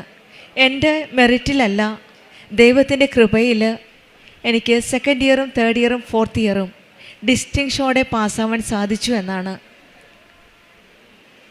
ഉടമ്പടി മക്കളുടെ ജീവിതത്തിൽ നമുക്കൊരു കഴിവുമില്ല, ഒരു മെറിറ്റുമില്ല, ഒരു വഴിയുമില്ല എന്ന് തോന്നുമ്പോൾ നമ്മുടെ ജീവിതത്തിൽ പുത്തൻ വഴികൾ തുറന്നു തരികയാണ് ഈശോയും അമ്മയും കൂടെ. കൃപാസനം അമ്മയുടെ മധ്യസ്ഥതയിലൂടെ നമുക്ക് എന്തൊക്കെ പോരായ്മകളും കുറവുകളൊക്കെ ഉണ്ടെങ്കിലും എല്ലാം നിറവാക്കി തരുന്ന ഒരു വലിയ പ്രാർത്ഥന പദ്ധതിയാണ് ഉടമ്പടി. വിശ്വാസത്തിലുപരി വിശ്വസ്തത മാത്രമാണ് ഈശോയും അമ്മയും നമ്മിൽ നിന്ന് ആഗ്രഹിക്കുന്നത്. ഒരു പേഴ്സണൽ റിലേഷൻഷിപ്പ്, ഒരു ആത്മീയ ബന്ധമാണ്. ആ ബന്ധത്തിലൂടെ നിലനിൽക്കുമ്പോൾ നമ്മുടെ ജീവിതത്തിൽ എന്താവശ്യമുണ്ടെങ്കിലും എല്ലാം നിറവേറ്റി തരുന്ന ഒരു അമ്മയുടെ സംരക്ഷണമാണ് നമുക്ക് കാണുവാൻ സാധിക്കുന്നത്. കാനായിലെ വിവാഹ വിരുന്നിൽ കുടുംബത്തിൻ്റെ പ്രശ്നങ്ങളാണ് ആദ്യമായിട്ട് അമ്മ ഈശോയുടെ അരികിലേക്ക് കൊണ്ടുപോയത്. ഇന്നും നമ്മുടെ കൃപാസനം അമ്മ നമ്മുടെ ഓരോ കുടുംബ പ്രശ്നങ്ങളും ഈശോയുടെ അരികിലേക്ക് കൊണ്ടുപോകുന്നു. നമുക്ക് വേണ്ടി മധ്യസ്ഥം വഹിക്കുന്നു, നമുക്ക് വേണ്ടി പ്രാർത്ഥിക്കുന്നു. നമ്മുടെ കണ്ണീരൊപ്പുന്ന ഒരമ്മയാണ് കൃപാസനം അമ്മ. നാം ഏത് പ്രതിസന്ധിയിലായാലും ബുദ്ധിമുട്ടുകളായാലും ഉടമ്പടിയിൽ നമുക്കൊരു ഉറപ്പുണ്ട്. ദൈവത്തിൻ്റെ സാന്നിധ്യമുണ്ട്, ദൈവത്തിൻ്റെ കൃപയുണ്ട്. നമുക്കൊന്നുമില്ലായ്മയിൽ നമ്മളെ നിറയ്ക്കുന്ന ഒരു വലിയ ഒരു കൃപയാണ്. ആ കൃപ നമുക്ക് ഉടമ്പടിയിലൂടെയാണ് ലഭിക്കുന്നത്. അങ്ങനെയുള്ള ആ കൃപ അനുഭവിച്ചറിഞ്ഞ ഒരു സാക്ഷ്യമാണ് ശ്രുതി നമ്മളോട് ഷെയർ ചെയ്തത്. പിന്നീട് BSc നഴ്സിംഗ് കംപ്ലീറ്റ് ആക്കിയിട്ട് പെട്ടെന്ന് ഒരു ഫ്രഷേഴ്സിന് ജോലി കിട്ടുന്നത് വളരെ ബുദ്ധിമുട്ടാണ്. പക്ഷെങ്കിൽ ഈ മകൾക്ക് ഇന്ത്യയിൽ തന്നെ നല്ലൊരു ജോലി നൽകി, പൂനെയിൽ ഒരു നല്ല ഹോസ്പിറ്റലിൽ ജോലി നൽകി ഈശോയും അമ്മയും അനുഗ്രഹിക്കുകയാണ്. 21 ജൂലൈയിൽ പഠിച്ചിറങ്ങി അന്നേരം തന്നെ ഒരു ഫ്രഷറായി ഈ മകൾക്ക് ജോലി നൽകി ഈശോയും അമ്മയും അനുഗ്രഹിക്കുകയാണ്. അവിടെയും ഈ മകൾ പറയുന്നത് എൻ്റെ മെറിറ്റ് കൊണ്ടല്ല, ദൈവത്തിൻ്റെ കൃപയാലാണ്. നമ്മുടെ ജീവിതത്തിലും ഉടമ്പടിയിൽ ഉറച്ചു നിൽക്കുമ്പോൾ നമ്മുടെ വിജയവും ദൈവകൃപയിലാണെന്ന് ഉറച്ചു വിശ്വസിച്ചുകൊണ്ട് ആ തിരിച്ചറിവ് നമുക്ക് മനസ്സിലാകുമ്പോൾ നമ്മുടെ ജീവിതത്തിലും മറ്റുള്ളവർക്ക് നാം ഒരു വിശ്വാസത്തിൻ്റെ സാക്ഷിയാവുകയാണ്. ദൈവത്തിൻ്റെ സാന്നിധ്യം മനസ്സിലാക്കുമ്പോഴാണ് നമ്മുടെ ജീവിതത്തിൽ വിജയത്തിൻ്റെ ആഹ്ലാദവും ദൈവത്തിൻ്റെ നാമത്തിൽ വിജയ പതാക പാറിക്കുവാനുള്ള കൃപയും നമുക്ക് ലഭിക്കുന്നത്. ആ കൃപയ്ക്കായി നമുക്ക് പ്രാർത്ഥിക്കാം. ശ്രുതിക്കും ഷീജയ്ക്കും കുടുംബത്തിനും ലഭിച്ച എല്ലാ അനുഗ്രഹങ്ങൾക്കും നമ്മുടെ രക്ഷകനും നാഥനുമായ ഈശോയ്ക്കും പരിശുദ്ധ അമ്മ മാതാവിനും ഈ അൾത്താരയിൽ കയറി നിന്നുകൊണ്ട് സാക്ഷ്യം പറയാൻ എനിക്ക് അവസരം തന്നതിനെ ഓർത്ത് നന്ദി പറയുന്നു. എൻ്റെ പേര് ജിൻസി. ഞാൻ പെരിക്കല്ലൂർ ഇടവക വയനാട്ടിൽ നിന്നും വരുന്നു. ഇതെൻ്റെ മോള് എറിൻ, ഇതെൻ്റെ ചേട്ടൻ്റെ മോള് ടാനിയ. ഞാൻ ഇവിടെ വന്ന മെജോറിറ്റിയെ പോലെ ആവശ്യങ്ങൾ നടക്കാതെ വന്നപ്പോൾ, അല്ലെങ്കിൽ നമ്മൾ എഴുതി പല കാര്യങ്ങളും കിട്ടാതെ വന്നപ്പോൾ ഉടമ്പടി എടുത്ത് പ്രാർത്ഥിക്കാമെന്ന് വിചാരിച്ച് വന്നതാണ്. അങ്ങനെ ഞാൻ മൾട്ടിപ്പിൾ ടൈംസ് OET എഴുതി ഫെയിലായിട്ട് OET പാസ്സാകാനാണ് ഉടമ്പടി എടുക്കാനായിട്ട് ഇവിടെ വന്നത്. പക്ഷേ അങ്ങനെ ഉടമ്പടി എടുത്ത് ഉടമ്പടി നിബന്ധനകളും അതിൻ്റെ സാക്ഷ്യങ്ങളൊക്കെ കേൾക്കുകയും ഒക്കെ ചെയ്തതിൻ്റെ ഫലമായിട്ട് OET ഞാൻ പിന്നെ എഴുതി തോറ്റു. എങ്കിൽ പോലും എൻ്റെ കുഞ്ഞിന് ഒരു അസുഖം വന്നു. അവൾ ഒരു ദിവസം തലവേദനയാണെന്ന് ജസ്റ്റ് പറഞ്ഞു, സ്കൂൾ വിട്ട് വന്ന കൊച്ച് തലവേദനയാണെന്ന് പറഞ്ഞു. അപ്പം നമ്മളോർത്ത് വല്ല പനിയുടെ ആയിരിക്കും എന്ന് വിചാരിച്ച് അവൾക്ക് പാരസെറ്റാമോൾ സിറപ്പ് കൊടുത്ത് ഹസ്ബൻഡ് അവളെ ഒരു 5 മിനിറ്റ് കിടക്കാൻ പറഞ്ഞു. ഇനി കൊച്ച് കിടക്കുവാണോ എന്നറിയാൻ വേണ്ടി പുള്ളി ചെന്ന് നോക്കിയപ്പം കൊച്ചിൻ്റെ കണ്ണിങ്ങനെ മറിഞ്ഞു പോകുന്നത് പോലെ തോന്നി. അന്നേരം പെട്ടെന്ന് പേടിച്ച് കുഞ്ഞിനെ എടുത്തപ്പോൾ കൊച്ച് വോമിറ്റ് ചെയ്യുകയും സഡൻലി അൺകോൺഷ്യസ് ആയി പോവുകയും ചെയ്തു. പിന്നെ അവിടുന്ന് നമ്മൾ തൊട്ടടുത്തുള്ള ഹോസ്പിറ്റലിലേക്ക് ചെന്നു. അവിടെ സീറ്റ് ചെയ്തപ്പോൾ കൊച്ചിൻ്റെ സിവിയർ ബ്ലീഡിങ്, തലയിൽ സിവിയർ ബ്ലീഡിങ് ആണെന്ന് പറഞ്ഞു. അങ്ങനെ നമ്മൾ അവിടുന്ന് അവർ പ്രിലിമിനറി ട്രീറ്റ്മെൻറ്റ് കൊടുത്തിട്ട് ആംബുലൻസിൽ കുഞ്ഞിനെ എത്രയും പെട്ടെന്ന് നല്ല ഫെസിലിറ്റിയുള്ള ഹോസ്പിറ്റലിൽ കൊണ്ടുപോകണമെന്ന് പറഞ്ഞു. അങ്ങനെ ഞങ്ങൾ വയനാട്ടിലാണ്. അപ്പം കോഴിക്കോട് വരെ കുഞ്ഞിനെ എത്തിച്ചു. ഇവിടെ വിളിച്ചു പറഞ്ഞായിരുന്നു മിംസിൽ. അങ്ങനെ ഒരു ടീം ഇവർക്ക് വേണ്ടി വെയിറ്റ് ചെയ്യുമായിരുന്നു. ഇവിടെ വന്ന് നമ്മൾ അവർ സീറ്റ് ചെയ്തപ്പം സീറ്റ് ടേബിളിൽ തന്നെ കൊച്ചിന് കാർഡിയാക് അറസ്റ്റ് അടിക്കുകയും ഒരു 2 മിനിറ്റ്സോളം കൊച്ച് റെസ്പോൺസീവ് അല്ലാതെ അതിനോട് CPR പോലും റെസ്പോണ്ട് ചെയ്യാതെ കിടന്നു. അത് കഴിഞ്ഞ് റിട്രീവ് ചെയ്തതിന് ശേഷം അവർ ക്രേണിയോട്ടമി ചെയ്തു. അതിൻ്റെ പ്രൊസീജിയറുകൾ, ബാക്കി ട്രീറ്റ്മെൻറ്റ് പ്രൊസീജിയറുകളെല്ലാം ചെയ്തു. കൊച്ചിനെ ICUയിലേക്ക് ഷിഫ്റ്റാക്കി. ICUയിൽ ഷിഫ്റ്റാക്കി. ആ സമയം ഞാൻ സൗദിയിലാണ് ജോലി ചെയ്യുന്നത്. ഞാൻ പിറ്റേ ദിവസം തന്നെ എത്തി, ധാർഞ്ഞവാടി എത്തി. അപ്പം ഞാൻ വരുമ്പം എനിക്ക് ഈ സാക്ഷ്യങ്ങൾ കേട്ടിട്ടുള്ള ഒരു അറിവിൽ നിന്നും ഞാൻ എങ്ങനെ പ്രാർത്ഥിക്കണം, ഈ സമയത്ത് എങ്ങനെ ബിഹേവ് ചെയ്യണം എന്നുള്ളത് തമ്പുരാൻ്റെ കൃപയാൽ പരിശുദ്ധ അമ്മയുടെ മാധ്യസ്ഥത്താൽ എനിക്ക് സാധിച്ചു. ഞാൻ അലറി വിളിക്കുകയൊന്നും ചെയ്യാതെ ശാന്തതയോടുകൂടി ഞാൻ കൊണ്ടുവന്ന് എൻ്റെ കയ്യിലുണ്ടായിരുന്ന ഉടമ്പടി തൈലവും ഉപ്പും ഒക്കെ വെച്ച് ICU കയറി കുഞ്ഞിനെ കണ്ട് പ്രാർത്ഥിച്ച് ഇറങ്ങി. അതുപോലെ എൻ്റെ എല്ലാ കൂട്ടുകാരോടും പ്രാർത്ഥന സഹായം ചോദിച്ച് ലോകത്തിൻ്റെ നാനാഭാഗങ്ങളിൽ നിന്ന് എൻ്റെ കൂട്ടുകാർ പ്രാർത്ഥിക്കുന്നുണ്ടായിരുന്നു. അതുപോലെ ഇവിടെ കൃപാസനത്തിനടുത്തുള്ള എൻ്റെ കൂട്ടുകാരിയുടെ ഹസ്ബൻഡ് ഇവിടെ കുഞ്ഞിൻ്റെ ഫോട്ടോയും ഒക്കെ ആയിട്ട് വന്ന് അച്ഛൻ്റെ അടുത്ത് പ്രാർത്ഥിക്കാനായിട്ട് കൊടുത്തു. അതിൻ്റെ എല്ലാം ഫലമായിട്ട് പിന്നെ 3ാമത്തെ ദിവസം ഇവളാണെങ്കിൽ ഒരു 1.5 മണിക്കൂറിനുള്ളിൽ ഒരു 7 പ്രാവശ്യം കാർഡിയാക് അറസ്റ്റിൽ പോവുകയും അവിടെ ഷോക്ക് കൊടുക്കുകയും ചെയ്തു. അപ്പം നമ്മളെ വിളിച്ച് അവർ പറഞ്ഞു, ഇനി ഞങ്ങൾ വെൻറ്റിലേറ്ററിൽ ഇട്ടതുകൊണ്ട് കാര്യമില്ല, കാരണം ഇതിപ്പം ഒരു കുഞ്ഞു ഹാർട്ടാണ്, 6.5 വയസ്സേ ഇവക്കുള്ളൂ. അപ്പോൾ ഒരു കുഞ്ഞു ഹാർട്ടാണ്, ടോളറേറ്റ് ചെയ്യത്തില്ല ഇത്രയും ഷോക്ക്. അപ്പം നമ്മൾ വെൻറ്റിലേറ്ററിൽ നിന്ന് എടുക്കുമെന്ന് പറഞ്ഞു. അപ്പോൾ അത്രയും നേരം പിടിച്ചു നിന്ന് ഞാൻ ആ ഒരു നിമിഷം ഒന്ന് വിതുമ്പിപ്പോയി. അതായത് ഇനി 3 മക്കളുള്ള ഞാൻ ഇനി 2 മക്കളെന്ന് പറയേണ്ട ഒരു അവസ്ഥയിലോട്ട് വരുവാണോ തമ്പുരാനെ? ഞാൻ എൻ്റെ ഈ കുഞ്ഞിനെ പ്രസവിച്ചിട്ടേ ഉള്ളൂ. ഇവളുടെ കൂടെ ഞാൻ നടന്നിട്ടില്ല, ജീവിച്ചിട്ടില്ല. അപ്പം അതിന് എനിക്കൊരു അവസരം തരണേ. ഒരു ചൂടുള്ള ശരീരം എൻ്റെ തോളത്തിട്ടുകൊണ്ട് പോകാൻ എനിക്കൊരു അവസരം തരണേ എന്ന് പ്രാർത്ഥിച്ചു. അങ്ങനെ ഞങ്ങളെ ജസ്റ്റ് അന്നേരം ഫാമിലീനെ വിളിച്ചൊന്ന് കാണിക്കണം വെൻറ്റിലേറ്ററിൽ നിന്ന് എടുക്കുന്നതിന് മുന്നേ എന്ന് പറഞ്ഞു. അങ്ങനെ ഫാമിലീനെ വിളിച്ചൊന്ന് കാർന്നോമാരെയൊക്കെ ഒന്ന് കാണിച്ചു കൊച്ചിനെ വെൻറ്റിലേറ്ററിൽ നിന്ന് എടുക്കുന്നതിന് മുന്നേ. എന്നിട്ട് ഞങ്ങളെ അവർ പുറത്തിറക്കി വിട്ടു. ഒരു 45-50 മിനിറ്റ് കഴിഞ്ഞ് കാണും അവർ വന്ന് ഞങ്ങളെ പേരൻസിനെ വിളിച്ചു. അപ്പം ഞങ്ങൾ ഓർത്ത് ബോഡി റിസീവ് ചെയ്യാനായിരിക്കും ഞങ്ങളെ വിളിച്ചതെന്ന് വിചാരിച്ചു. പക്ഷേ അന്നേരം അവർ പറഞ്ഞു ലാസ്റ്റ് 45 മിനിറ്റ്സിൽ അവർക്ക് ഒരു സിംഗിൾ അറസ്റ്റ് പോലും അടിച്ചില്ല. കാരണം നമ്മൾ CTക്ക് കൊണ്ടുപോവുക. CTയിൽ അവിടെ വെച്ച് എന്തെങ്കിലും സംഭവിച്ചാൽ ഞങ്ങൾക്ക് ഒന്നും ചെയ്യാൻ കഴിയില്ല, നിങ്ങൾ പ്രാർത്ഥിച്ചോളാൻ പറഞ്ഞു. മിംസിൻ്റെ ആ ICUവിൻ്റെ മുന്നിൽ മുട്ടയിൽ നിന്ന് കൈവിരിച്ച് പിടിച്ച് ഞാൻ വിശ്വാസ പ്രമാണം ഉറക്കി ഒരു ഭ്രാന്തിയെ പോലെ ചൊല്ലി. ആക്ച്വലി എന്നെ നോക്കി ഒത്തിരി പേര് നോക്കുന്നുണ്ടായിരുന്നു. അതൊന്നും ഞാൻ മൈൻഡ് ചെയ്തില്ല. ഞാനത് പ്രാർത്ഥിച്ചു. കുഞ്ഞിന് ഒരു കുഴപ്പവും കൂടാതെ സീറ്റ് കഴിഞ്ഞ് തിരിച്ചെത്തി. അങ്ങനെ CT കഴിഞ്ഞ് അതിൻ്റെ എടുത്തതിൻ്റെ റിസൾട്ട് ഡോക്ടേഴ്സ് പറഞ്ഞു കുഴപ്പമില്ല, അവൾക്ക് സർവൈവ് ചെയ്യാൻ പറ്റുന്ന ഒരു ബ്രെയിൻ ഉണ്ടെന്ന് പറഞ്ഞു. പിന്നെ നമ്മൾ പ്രാർത്ഥിച്ചുകൊണ്ടേയിരുന്നു. എല്ലാവരോടും ഞാനത് പറഞ്ഞു. എൻ്റെ കൂട്ടുകാരും നൈറ്റ് വിജിലും ഒക്കെ നടത്തി അവരെല്ലാവരും ആരാധനയൊക്കെ ആയിട്ട് പ്രാർത്ഥിക്കുമായിരുന്നു. പിന്നെ ദൈവവചനം നമ്മൾ റെക്കോർഡ് ചെയ്ത് പ്രാർത്ഥിക്കുന്നതൊക്കെ അവളെ കാണാൻ കയറുമ്പോൾ ഞാൻ അവിടെ വെക്കും. അവളുടെ ചെവിക്കഴിയെ വെച്ച് അവിടെ നിന്നോണ്ട് അവളുടെ കയ്യിലും കാലിലും എല്ലാം നമ്മുടെ ഉടമ്പടി തൈലം തൂത്ത് പ്രാർത്ഥിക്കും. പിന്നെ അവൾക്ക് കൊടുക്കുന്ന ഫീഡിനകത്ത് ഞാൻ സിസ്റ്റേഴ്സിനോട് പറഞ്ഞൊരു തുള്ളി ഉപ്പിട്ട് കൊടുക്കണേ എന്ന് പറയുമായിരുന്നു. പിന്നെ അവളുടെ ചെസ്റ്റിൽ എൻ്റെ ഉടമ്പടി കാശുരൂപം വെച്ചു. അമ്മ മാതാവിൻ്റെ ഒരു രൂപം ഞാൻ അവളുടെ പില്ലോയിൽ ഒട്ടിച്ചു വെച്ചു അവളെ കിടത്തിയിരിക്കുന്നത്. അവളുടെ തല പോലും അനക്കാൻ പറ്റാതെ കൊച്ചിൻ്റെ കാലും കൈയും സ്വളനായിട്ട് എഡിമേറ്റസ് ആയിട്ട് കുഞ്ഞിനെ കണ്ടാൽ മുടിയെല്ലാം അവർ ഫുള്ള് ക്ലീൻ ചെയ്ത് അവളെ കണ്ടാൽ എൻ്റെ കുഞ്ഞാന്ന് പോലും മനസ്സിലാകത്തില്ല, ഒന്നും അനങ്ങത്തില്ല. ഒരു ഐസ് ചുറ്റും വെച്ച് തണുത്തുറഞ്ഞ ഒരു ശരീരം മാത്രമായിരുന്നു കുഞ്ഞിനുണ്ടായിരുന്നത്, അനങ്ങുമൊന്നുമില്ലാതെ. അങ്ങനെ 5-ാമത്തെ ദിവസം അവളുടെ കൈ ഞാനിങ്ങനെ കയറി പ്രാർത്ഥിച്ചുകൊണ്ടിരുന്ന സമയത്ത് അവൾ റൈറ്റ് ഹാൻഡ് ഒന്ന് ജസ്റ്റ് മൂവ് ചെയ്തു. അത് ഞാൻ പെട്ടെന്ന് ഡോക്ടേഴ്സിനോട് പറഞ്ഞു. അതുപോലെ ബാക്കി പിന്നെയുള്ള അവളുടെ പ്രോഗ്രസ്സൊക്കെ വളരെ ഫാസ്റ്റായിരുന്നു, റിക്കവറി. പിന്നെ 7-ാമത്തെ ദിവസം അവളെ റിക്കവറി റൂമിലോട്ട് മാറ്റി ICUന്ന്. അതിനുശേഷം 19-ാമത്തെ ദിവസം ഇങ്ങനെ മരിച്ചു പോകും, വെന്റിലേറ്ററിൽ നിന്ന് എടുക്കണം. കൊച്ചിൻ്റെ അതിൻ്റെ ഇടയ്ക്ക് വേറൊരു സംഭവം വന്നായിരുന്നു. 3-ാമത്തെ ദിവസം CT കഴിഞ്ഞപ്പോൾ തന്നെ അന്ന് ഈവനിങ്ങിലാണെങ്കിൽ കുഞ്ഞിന് അതായത് അവൾ 4 ഹാർട്ടിനെ സപ്പോർട്ട് ചെയ്യുന്ന മരുന്ന് അവൾക്ക് പോകുന്നുണ്ടായിരുന്നു, 4 അയണോട്രോപ്സ്. അപ്പോൾ അതൊന്നും റെഡ്യൂസ് ചെയ്യാൻ പറ്റുന്നില്ല. അപ്പോൾ കൊച്ചിൻ്റെ ഹാർട്ട് ഇത്രയും നേരം ഈ മെഡിസിനിൽ പോയാൽ ഹാർട്ട് നിൽക്കത്തില്ല, നിന്ന് പോകും. അത് കാരണം ഹാർട്ടിനെ സപ്പോർട്ട് ചെയ്യുന്ന വെന്റിലേറ്റർ പോലെ ECMO എന്ന് പറഞ്ഞൊരു മെഷീനുണ്ട്, അതിനകത്ത് ഇടണമെന്ന് പറഞ്ഞായിരുന്നു. അപ്പം ഞങ്ങൾ ആകെപ്പാടെ വീണ്ടും സങ്കടത്തിലായി. അപ്പം ECMOയിലിട്ടാൽ അതിനകത്തുണ്ടാകുന്ന കോംപ്ലിക്കേഷൻ വീണ്ടും ഹെപ്പാരിൻ കൊടുക്കണം, അപ്പോൾ റീബ്ലീഡ് ആകും ഇവളുടെ തലേന്ന്. അപ്പം അങ്ങനെ ഞങ്ങൾക്ക് പല കാര്യങ്ങളും സങ്കടത്തിലും ഇനി എന്ത് ചെയ്യണം എന്നറിയില്ലാതെ നിന്നപ്പോഴൊക്കെ സങ്കടപ്പെട്ട് ഞങ്ങൾ രണ്ടുപേരും കൂടെ, ഞാൻ ഹസ്ബൻഡ് സങ്കടപ്പെട്ട് നിന്ന സമയത്തൊക്കെ തമ്പുരാൻ ഇങ്ങനെ നമുക്ക് ഓരോ തോട്ട് തരുമായിരുന്നു. ഞാൻ പെട്ടെന്ന് എൻ്റെ ഹോസ്പിറ്റലിൽ വിളിച്ച് ചോദിച്ചു. ആ ഹോസ്പിറ്റലിൽ ഒത്തിരി കേസസ് ഇങ്ങനെ നടക്കുന്നതാണ്.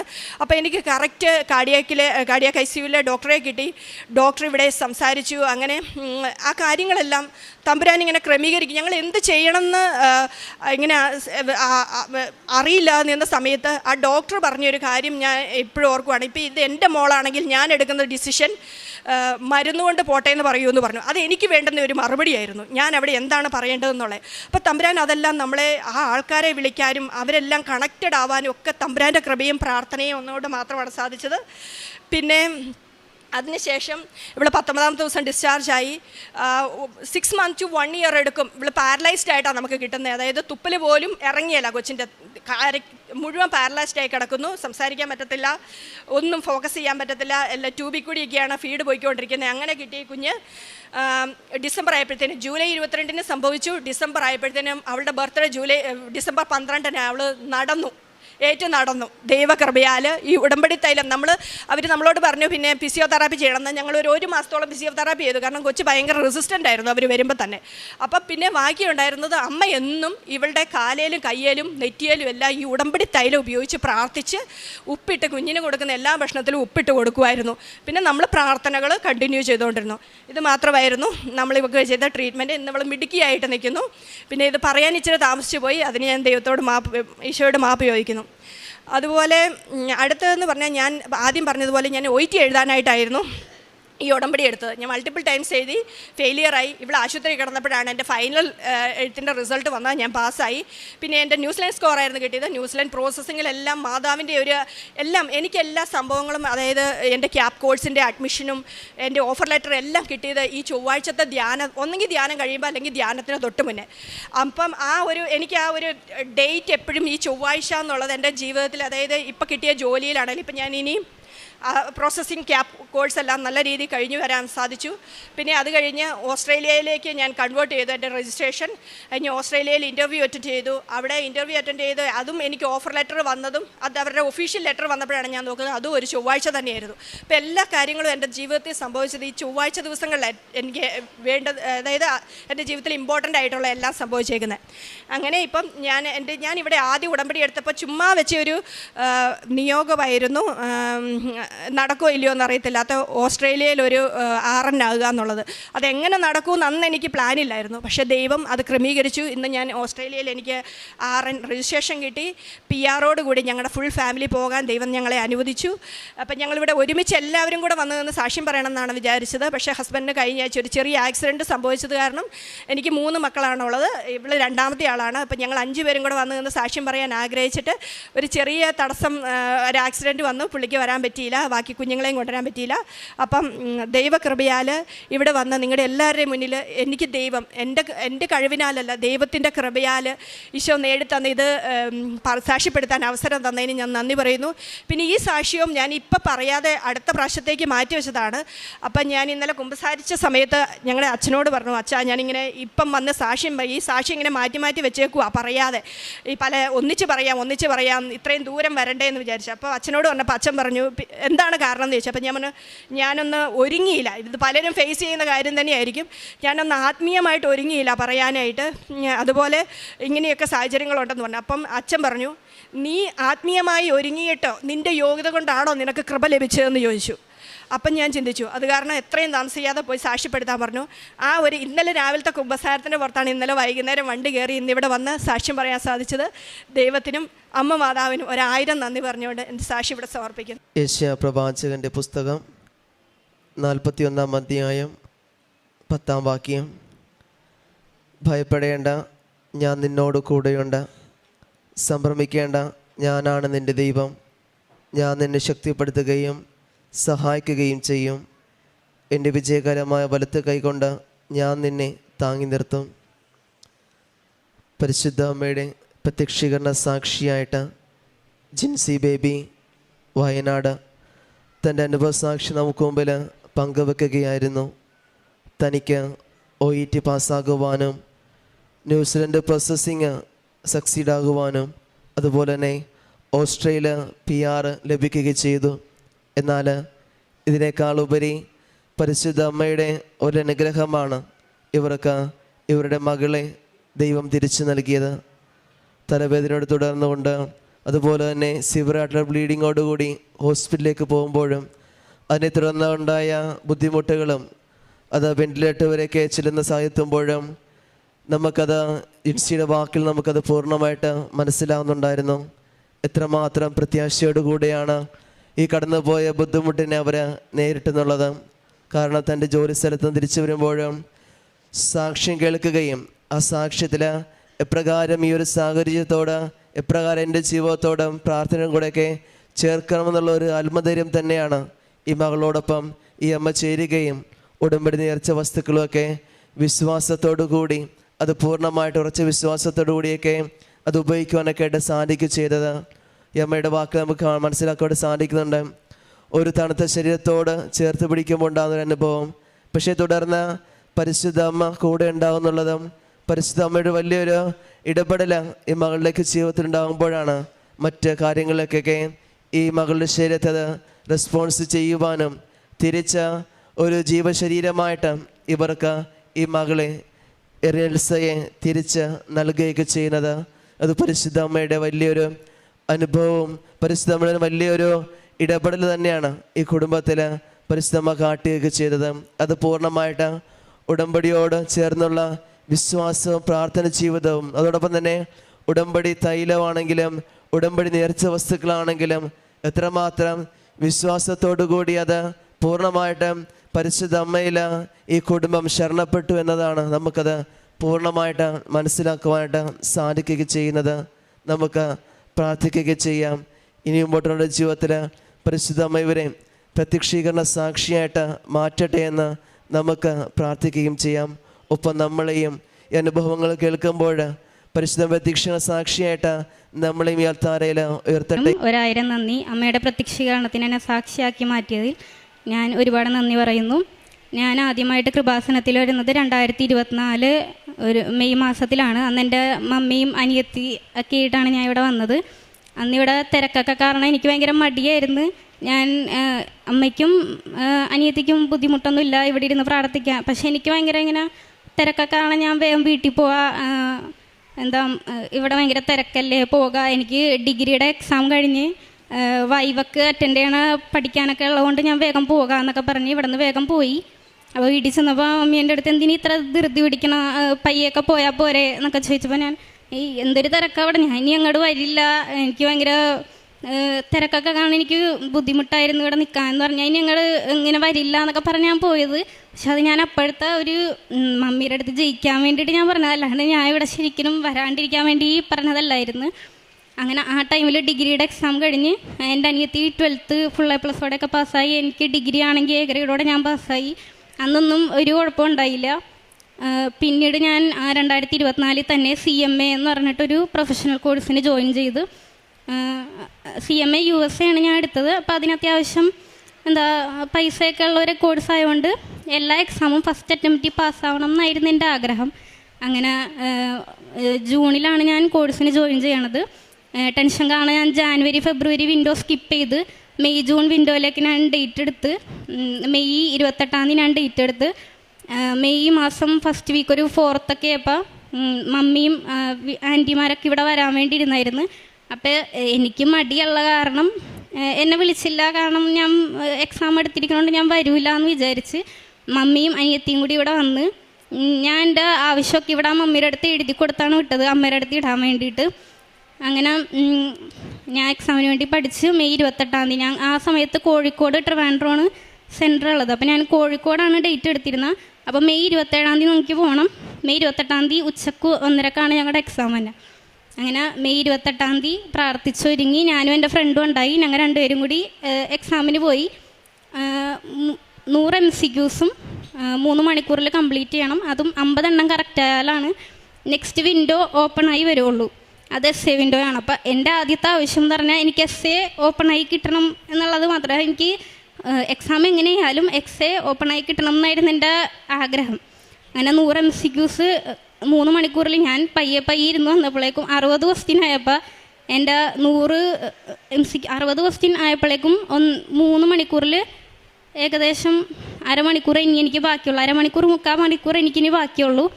അപ്പോൾ എനിക്ക് ഇത് തീർക്കാൻ പറ്റുമോയെന്നറിയില്ല. ഞാൻ പിന്നീടുള്ള ക്വസ്റ്റ്യൻസൊക്കെ ഞാൻ കുത്തി 100 MCQs തീർക്കണമെന്നുള്ളതിൽ കുത്തിയാണ് ഇട്ട. എൻ്റെ 96ാമത്തെ ക്വസ്റ്റ്യൻ ആയപ്പോഴേക്കും എൻ്റെ വിൻഡോ ക്ലോസ് ആയി. കാരണം 3 മണിക്കൂർ കഴിഞ്ഞു. അപ്പോൾ ഞാൻ വിചാരിച്ചത് ഓപ്പൺ ആവില്ല. കാരണം വലിയ കാര്യമായിട്ട് ഞാൻ അറ്റൻഡ് ചെയ്തിട്ടില്ല. 50 എണ്ണം കറക്റ്റ് ആവണമല്ലോ അടുത്ത വിൻഡോ ഓപ്പൺ ആവാൻ.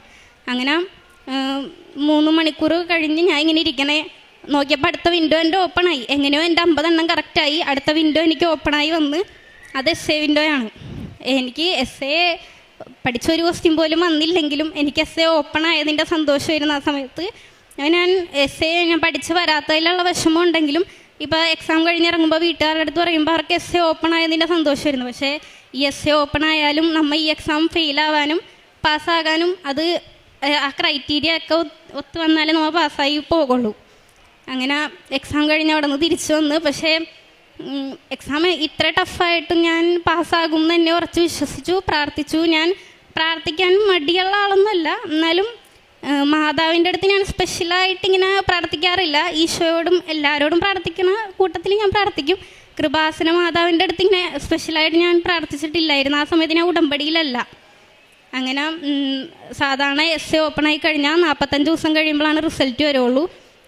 എൻ്റെ ഭാഗ്യം കൊണ്ടാണ് എന്തുകൊണ്ടാണെന്നറിയില്ല, മെയ്യിൽ എഴുതിയ എക്സാം ജൂൺ 28 ഒരു മാസം തികഞ്ഞ ആ സമയത്തുള്ളിൽ തന്നെ ഞങ്ങൾക്ക് റിസൾട്ട് വന്ന് ഞാൻ പാസ്സായില്ല, ഫെയിലായി. അപ്പം എനിക്ക് ആകെ സങ്കടം, എനിക്ക് ഭയങ്കര സങ്കടമായി. കാരണം ഞാൻ ആദ്യമായിട്ട് തോൽവി ഞാൻ നേരിട്ട് കണ്ടിട്ട് എനിക്ക് ഒട്ടും പറ്റുന്നുണ്ടായില്ല.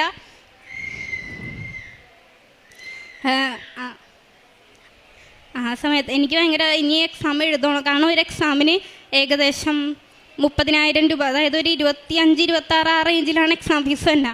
ആദ്യത്തെ അറ്റംപ്റ്റിൽ മാത്രമേ നമുക്ക് ഡിസ്കൗണ്ട് കിട്ടുള്ളൂ. അപ്പം ആ ആദ്യത്തെ അറ്റംപ്റ്റാണ് എൻ്റെ ഇപ്പോൾ കഴിഞ്ഞത്. അപ്പോൾ എനിക്ക് ഇനി എഴുതണമെങ്കിൽ ഏകദേശം 45-40 ആ റേഞ്ചിൽ വരും എന്നുള്ള ഇതിൽ ഞാൻ ആകെ വിഷമിച്ചിരിക്കണം. അപ്പോൾ എൻ്റെ പപ്പയും മമ്മി എന്നെ ഭയങ്കരമായിട്ട് സപ്പോർട്ട് ചെയ്ത്, ഇത് നിയോഗമായിട്ട് കണ്ടാൽ മതി. മമ്മി അപ്പോൾ പറഞ്ഞ് ഇത് നിയോഗമായിട്ട് കണ്ടാൽ മതി, ഉടമ്പടി എടുക്കാനുള്ളൊരു നിയോഗമായിട്ട് കണ്ടാൽ മതി, എന്തായാലും പോയി ഉടമ്പടി എടുക്കുക, അതിനുള്ള നിയോഗമായിട്ട് കണ്ടാൽ മതി എന്ന് പറഞ്ഞ്. അങ്ങനെ ഇതെല്ലാം കഴിഞ്ഞ് ഒരു ഓഗസ്റ്റോടെയാണ് ഞാൻ ഉടമ്പടി എടുക്കാൻ ഇവിടെ വരണത്. ഉടമ്പടി എടുത്ത് അത് കഴിഞ്ഞ് ആ ടൈം ആയപ്പോഴേക്കും എന്താ അടുത്ത വിൻഡോ, അതായത് പൊതുവേ ഡിസ്കൗണ്ട് കിട്ടാറില്ല സെക്കൻഡ് അറ്റംപ്റ്റിന്. പക്ഷേ എൻ്റെ എസ് എ ഓപ്പണായിട്ട് ഞാൻ ഫെയിലായത് കാരണം സെക്കൻഡ് അറ്റംപ്റ്റ് തൊട്ടടുത്ത വിൻഡോയിലാണ് ഞാൻ എഴുതണമെങ്കിൽ എനിക്ക് ഒരു ഡിസ്കൗണ്ട് അലോ ചെയ്യുന്നുണ്ട്. IMA എനിക്കൊരു ഡിസ്കൗണ്ട് തരണുണ്ട്. അത് ഏകദേശം ഒരു സെയിം ഫസ്റ്റ് അറ്റംപ്റ്റ് വന്ന അതേ പൈസയൊക്കെ തന്നെ ആകുള്ളൂ. 45,000 പ്രതീക്ഷിച്ചിരുന്ന എനിക്ക് ഈ ഫസ്റ്റ് അറ്റംപ്റ്റ് വന്ന 28,000 തന്നെ സെക്കൻഡ് അറ്റംപ്റ്റിലും വരുള്ളൂ എന്നുള്ളത് ഭയങ്കര ഒരു ആശ്വാസമായിരുന്നു. കാരണം 45,000-ലേക്ക് പോയില്ലല്ലോ. അപ്പോൾ എനിക്കത് ഭയങ്കര ഒരു അനുഗ്രഹമായിരുന്നു. കാരണം 45,000 രൂപ വരെയും പ്രതീക്ഷിച്ചിട്ട് അത്ര ആയില്ല, 28,000 ആ ഒരു റേഞ്ചിൽ തന്നെയായിരുന്നു സെക്കൻഡ് അറ്റംപ്റ്റിൽ എൻ്റെ എക്സാം ഫീസ് വന്നത്. അങ്ങനെ ഞാൻ തൊട്ടടുത്ത വിൻഡോ തന്നെ എഴുതി. കാരണം ആ ഡിസ്കൗണ്ട് തൊട്ടടുത്ത വിൻഡോയിലേ കിട്ടുള്ളൂ. അത് സെപ്റ്റംബർ ഒക്ടോബർ വിൻഡോ ആയിരുന്നു. അങ്ങനെ ഞാൻ ഒക്ടോബർ 7-ാം തീയതിയാണ് ഡേറ്റ് എടുത്താൽ. എനിക്ക് ഒക്ടോബർ 7-ാം തീയതി എടുക്കാൻ വലിയ മടിയായിരുന്നു. കാരണം ഒക്ടോബർ ലാസ്റ്റ് വരെ ടൈം ഉണ്ടായിട്ട് ഒക്ടോബർ 7-ാം തീയതി ഇച്ചിരി അടുത്തായി പോവോ, ക്വസ്റ്റ്യൻസൊക്കെ എങ്ങനെ വരും എന്നൊക്കെ ഉള്ളൊരു പേടിയുണ്ടായി. പക്ഷേ പിന്നീട് ഞാൻ ഇങ്ങനെ ആലോചിച്ച് ഡിസംബർ 7-ാം തീയതി ആണല്ലോ പ്രത്യക്ഷപ്പെട്ട. അപ്പോൾ ഡിസംബർ 7 എന്നുള്ളത് നല്ലൊരു സൈനായിട്ട് കണ്ട് ഞാൻ ഒക്ടോബർ 7-ാം തീയതി തന്നെ പോസിറ്റീവായിട്ടിരുന്ന് എക്സാമിന് വേണ്ടി പഠിച്ച് അങ്ങനെ ഞാനും എൻ്റെ ഒരു ഫ്രണ്ടും ആദ്യം വന്ന അയാൾ ആദ്യത്തെ അറ്റംപ്റ്റിൽ എൻ്റെ പോലെ തന്നെ പാസ്സായില്ല. അങ്ങനെ രണ്ടാമത്തെ അറ്റംപ്റ്റിൽ ഞങ്ങൾ രണ്ടും പിന്നെയും ഒക്ടോബർ 7-ാം തീയതി കോഴിക്കോട് തന്നെ എക്സാം എഴുതാൻ വേണ്ടി പോയി. ഇതേപോലെ ഒക്ടോബർ 7-ാം തീയതി ഉച്ചക്ക് 1:30-ക്കായിരുന്നു എക്സാം.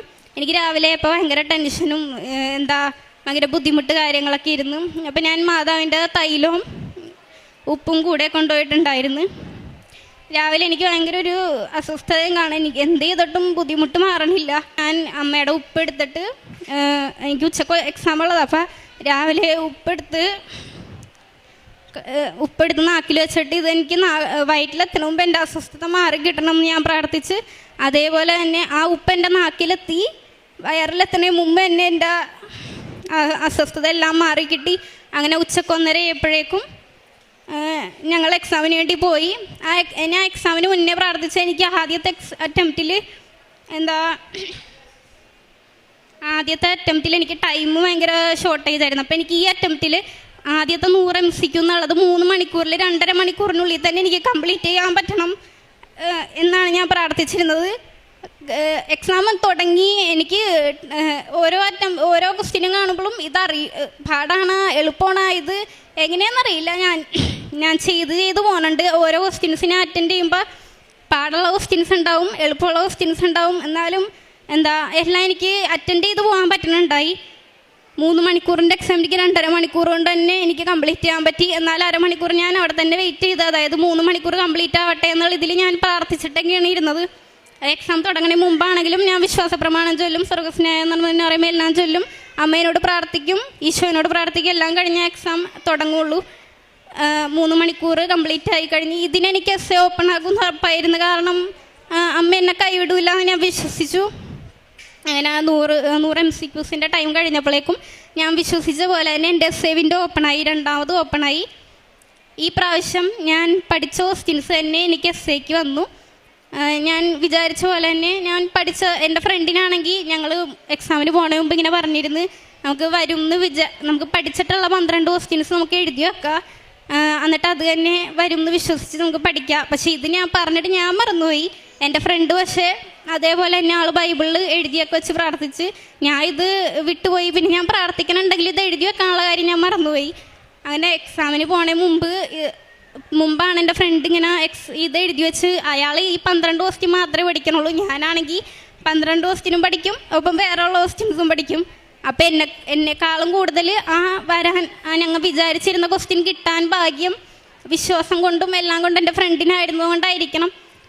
എക്സാം കഴിഞ്ഞിറങ്ങിയപ്പോൾ ആൾ വന്ന് പറഞ്ഞ് ഞാൻ എഴുതിയ 12 ക്വസ്റ്റ്യൻ തന്നെ ആൾക്ക് വന്നു എന്ന് പറഞ്ഞ് അത് എഴുതി വെച്ചത് തന്നെ. അപ്പോൾ ആളുടെ വിശ്വാസത്തിന് അവിടെ അമ്മ കൂടുതൽ ഊർജ്ജം നൽകുകയാണ് ചെയ്ത. എനിക്കാണെങ്കിൽ എന്നെ കൈവിട്ടില്ല, ഞാൻ പഠിച്ച വേറെ 12 ക്വസ്റ്റ്യൻ എനിക്ക് വരികയും ചെയ്തു.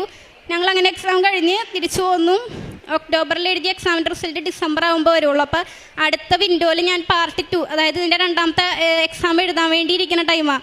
അപ്പോൾ എനിക്ക് പെട്ടെന്ന് ഡേറ്റ് എടുത്തില്ലെങ്കിൽ ഡേറ്റ് തീർന്നു പോകും എന്നുള്ള കാരണം ഞാൻ ഡിസംബർ ആയപ്പോഴേക്കും ഞാൻ പ്രാർത്ഥിച്ചിരുന്നത് എൻ്റെ എക്സാമിൻ്റെ റിസൾട്ട് വന്നു കഴിഞ്ഞിട്ട് ഡേറ്റ് സ്ലോട്ട് ഓപ്പൺ ആയാൽ മതി എന്നായിരുന്നു. കോഴിക്കോടും ട്രിവാൻഡ്രവും മാത്രം സെൻറ്റർ ഉണ്ടായിരുന്നത്. ആ കൃത്യ ഒക്ടോബർ ആ ഒരു മാസത്തോടെ തന്നെ കൊച്ചിയിലും സെൻട്രായി, കാരണം ഞാൻ എറണാകുളം ജില്ലയിൽ നിന്നാണ് വരണത്. അപ്പം ഞങ്ങൾക്ക് കൊച്ചിയാണ് ഏറ്റവും എളുപ്പം എക്സാം അറ്റൻഡ് ചെയ്യാനായിട്ട്. അപ്പോൾ ആ ടൈമിൽ കൊച്ചിയിലും സ്ലോട്ട് ഓപ്പൺ ആയിട്ടുണ്ട്. പക്ഷേ എൻ്റെ പ്രാർത്ഥന എൻ്റെ റിസൾട്ട് വന്നു കഴിഞ്ഞിട്ട് കൊച്ചിയിലെ സ്ലോട്ട് ഓപ്പൺ ആയാൽ മതി എന്നായിരുന്നു. ഞാൻ പ്രാർത്ഥിച്ച പോലെ തന്നെ ഡിസംബർ 7-ാം തീയതി ഞാൻ വരണം എന്ന്, കാരണം അമ്മ പ്രത്യക്ഷപ്പെട്ട ദിവസമായ കാരണം എനിക്ക് ഡിസംബർ 7-ാം തീയതി റിസൾട്ട് വരണമെന്നുണ്ടായി. പക്ഷേ എന്തോ എൻ്റെ ടെസ്റ്റ് ചെയ്തതാണെന്ന് തോന്നുന്നു ഡിസംബർ 7-ാം തീയതി എനിക്ക് റിസൾട്ട് വന്നില്ല. അപ്പോഴും ഞാൻ ഓക്കെ അന്ന് ഇനി അമ്മയുടെ ഇഷ്ടമുള്ള ദിവസം വരട്ടെ എന്ന് വിചാരിച്ചു. അങ്ങനെ ഡിസംബർ 11-ാം തീയതി എനിക്ക് റിസൾട്ട് വന്നു. രാത്രി ഒരു 9:30 എൻ്റെ ഫ്രണ്ട് നോക്കി, ആൾക്ക് റിസൾട്ട് കിട്ടി, ആൾ പാസ്സായി. അപ്പോൾ എനിക്ക് ഭയങ്കര സന്തോഷമായി, കാരണം എനിക്ക് ടെൻഷൻ ഇല്ലാണ്ട് റിസൾട്ട് നോക്കണം എന്നുള്ളൊരു ആഗ്രഹം ഉണ്ടായി. അപ്പം ആൾ പാസ്സായി എന്ന് പറഞ്ഞപ്പോൾ എനിക്ക് ഇച്ചിരി കൂടി ഒരു സന്തോഷമായി. കാരണം ഓക്കെ അപ്പം ഇനി ഞാനും പാസ്സാകും എന്ന് തന്നെ ഞാൻ വിശ്വസിച്ച്. എന്നാലും റിസൾട്ട് എനിക്ക് കിട്ടണുണ്ടായില്ല. 12-12:30 എനിക്ക് റിസൾട്ട് തന്നെ ഉണ്ടായില്ല. പിന്നെ അത് കഴിഞ്ഞ് എൻ്റെ ഫ്രണ്ട് തന്നെ എനിക്ക് റിസൾട്ട് നോക്കി തന്ന് ആ പാർട്ട് 1 എക്സാം ഞാൻ ആഗ്രഹിച്ച പോലെ തന്നെ ഞാൻ പാസ്സായി. അതും ഡിസംബർ 11-ാം തീയതിയാണ് ഞാൻ പാസ്സായത്. അതുവരെ കൊച്ചിയിലെ സ്ലോട്ട് ഓപ്പൺ ആയി എന്നും പറഞ്ഞൊരു മെസ്സേജും വന്നിട്ടുണ്ടായില്ല. ഡിസംബർ 24-ാം തീയതി ആയപ്പോഴാണ് കൊച്ചിയിൽ എക്സാം സ്ലോട്ട് ഓപ്പൺ ആയി എന്നും പറഞ്ഞ് മെസ്സേജ് വരണത്. അങ്ങനെ ഡിസംബർ 24-ാം തീയതി ആ ഒരു ടൈമോടെ ഈ രണ്ടാമത്തെ പാർട്ടിനും ഫസ്റ്റ് അറ്റംപ്റ്റ് ആയതുകൊണ്ട് ഡിസ്കൗണ്ടൊക്കെ കൊണ്ട് ഒരു 30,000 29,000 ആ റേഞ്ചിലാണ് രണ്ടാമത്തെ പാർട്ടിനും എക്സാം ഫീസായി. അങ്ങനെ ഞാൻ ഫെബ്രുവരി 22-ാം തീയതി പാർട്ട് 2 എക്സാമിന് വേണ്ടി രജിസ്റ്റർ ചെയ്ത് ഇതേപോലെ അമ്മേനോടും ഈശോനോടും ഈ എക്സാം ഫസ്റ്റ് അറ്റംപ്റ്റിൽ തന്നെ എനിക്ക് പാസ്സാവണമെന്ന് ഞാൻ ഉറച്ച് വിശ്വസിച്ച് പ്രാർത്ഥിച്ചു. കാരണം ഇത് രണ്ടാമത് ഇനി അറ്റംപ്റ്റിലേക്ക് പോകണത് എനിക്ക് ഭയങ്കര ഒരു എന്താ പറയുക ബുദ്ധിമുട്ടാണ്. കാരണം ഇപ്പോൾ തന്നെ ആദ്യത്തെ പാർട്ട് രണ്ടാമത് എഴുതിയിട്ടാണ് എനിക്ക് കിട്ടിയത്. അപ്പോൾ രണ്ടാമത്തെ പാർട്ടെങ്കിലും ഫസ്റ്റ് അറ്റംപ്റ്റിൽ എനിക്ക് കിട്ടണം എന്നൊരു ആഗ്രഹം ഉണ്ടായിരുന്നു. അങ്ങനെ ഫെബ്രുവരി 22-ാം തീയതി ഞാൻ എക്സാമിന്, അതൊരു സൺഡേ ആണ്. അപ്പോൾ പൊതുവേ സൺഡേ അങ്ങനെ എക്സാംസ് കുറവല്ലേ.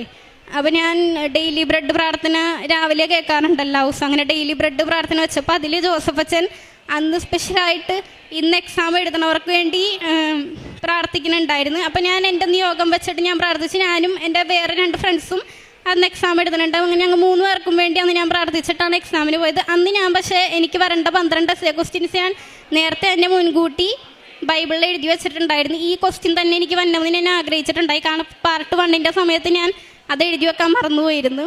അങ്ങനെ പാർട്ട് 2-ന് ഞാൻ എക്സാമൊക്കെ എഴുതി 100 ക്വസ്റ്റ്യൻസ് 2.5 മണിക്കൂറിനുള്ളിൽ 2.5 മണിക്കൂർ കൊണ്ട് എനിക്ക് കംപ്ലീറ്റ് ചെയ്യാൻ പറ്റി. എൻ്റെ എസ്സേ വിൻഡോ വീണ്ടും ഓപ്പണായി. അങ്ങനെ എസ്സേ വന്നതെല്ലാം ഞാൻ ബൈബിളിൽ എഴുതി വെച്ച അതേ 12 ക്വസ്റ്റ്യൻ എനിക്ക് വന്ന് എനിക്ക് ഹാപ്പി ആയിട്ട് ആ എക്സാം ഹോളിൽ നിന്ന് ഇറങ്ങി വരാൻ പറ്റി. ഞാൻ എക്സാമിന് കയറുന്നതിന് മുമ്പ് പ്രാർത്ഥിക്കുന്ന കാര്യം എനിക്ക് ടൈം ഇത്ര കിട്ടണം, സന്തോഷത്തോടെ എക്സാം ഹോളിൽ നിന്ന് എനിക്ക് ഇറങ്ങി വരാൻ പറ്റണം എന്നുള്ളതാണ് ഞാൻ പ്രാർത്ഥിക്കാറ്.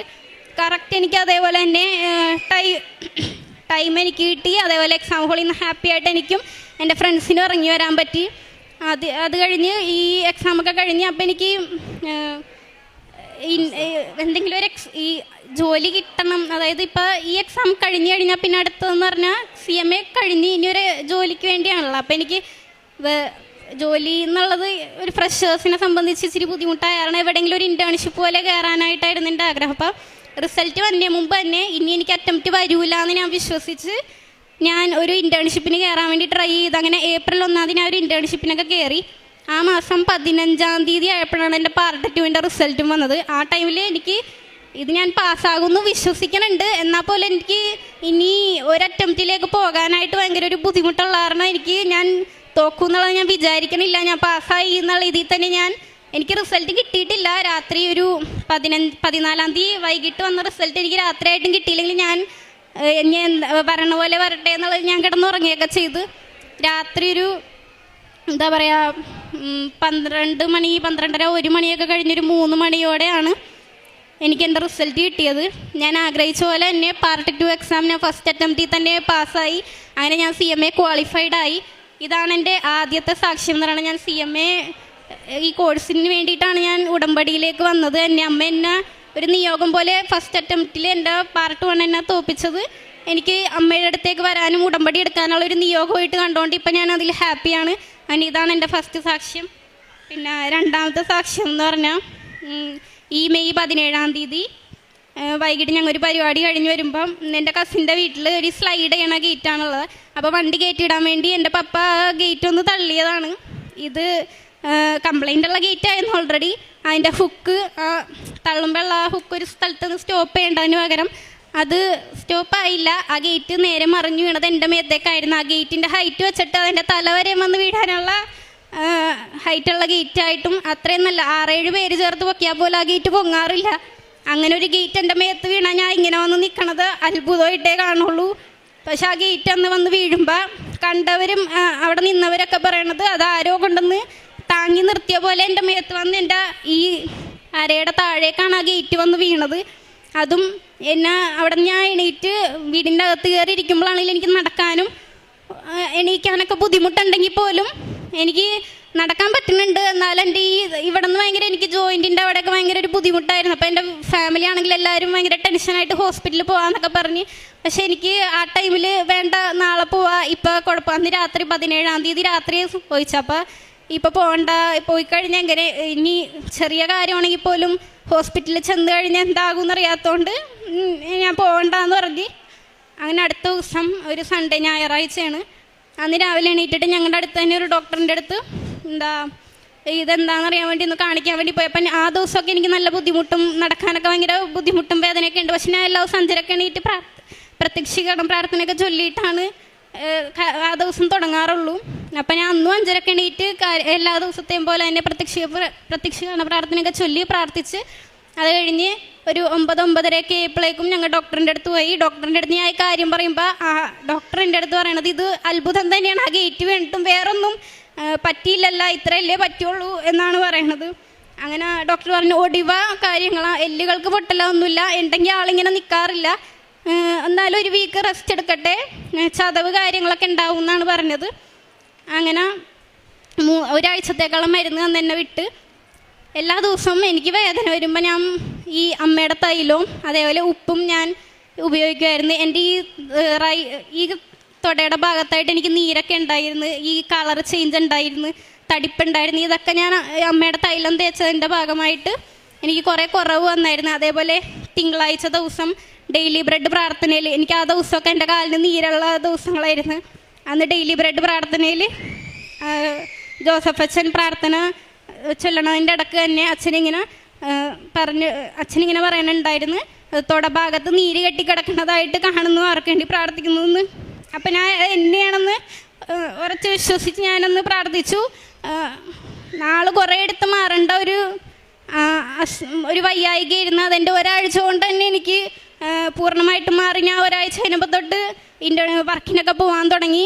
എനിക്ക് ബുദ്ധിമുട്ടും കാര്യങ്ങളൊക്കെ ഉണ്ടെങ്കിലും എനിക്ക് എന്താ പറയുക, ഇത് ഇപ്പോഴൊന്നും മാറേണ്ട കാര്യമായിരുന്നില്ല. പക്ഷെ അമ്മയുടെ ഈശോയുടെ അനുഗ്രഹം കൊണ്ട് മാത്രം എൻ്റെ ആ ഒരാഴ്ചത്തെ കാര്യങ്ങളൊക്കെ കൊണ്ട് തന്നെ എൻ്റെ അസ്വസ്ഥതകളും എല്ലാ ബുദ്ധിമുട്ടുകളും പൂർണ്ണമായിട്ടും മാറി കിട്ടിയായിരുന്നു.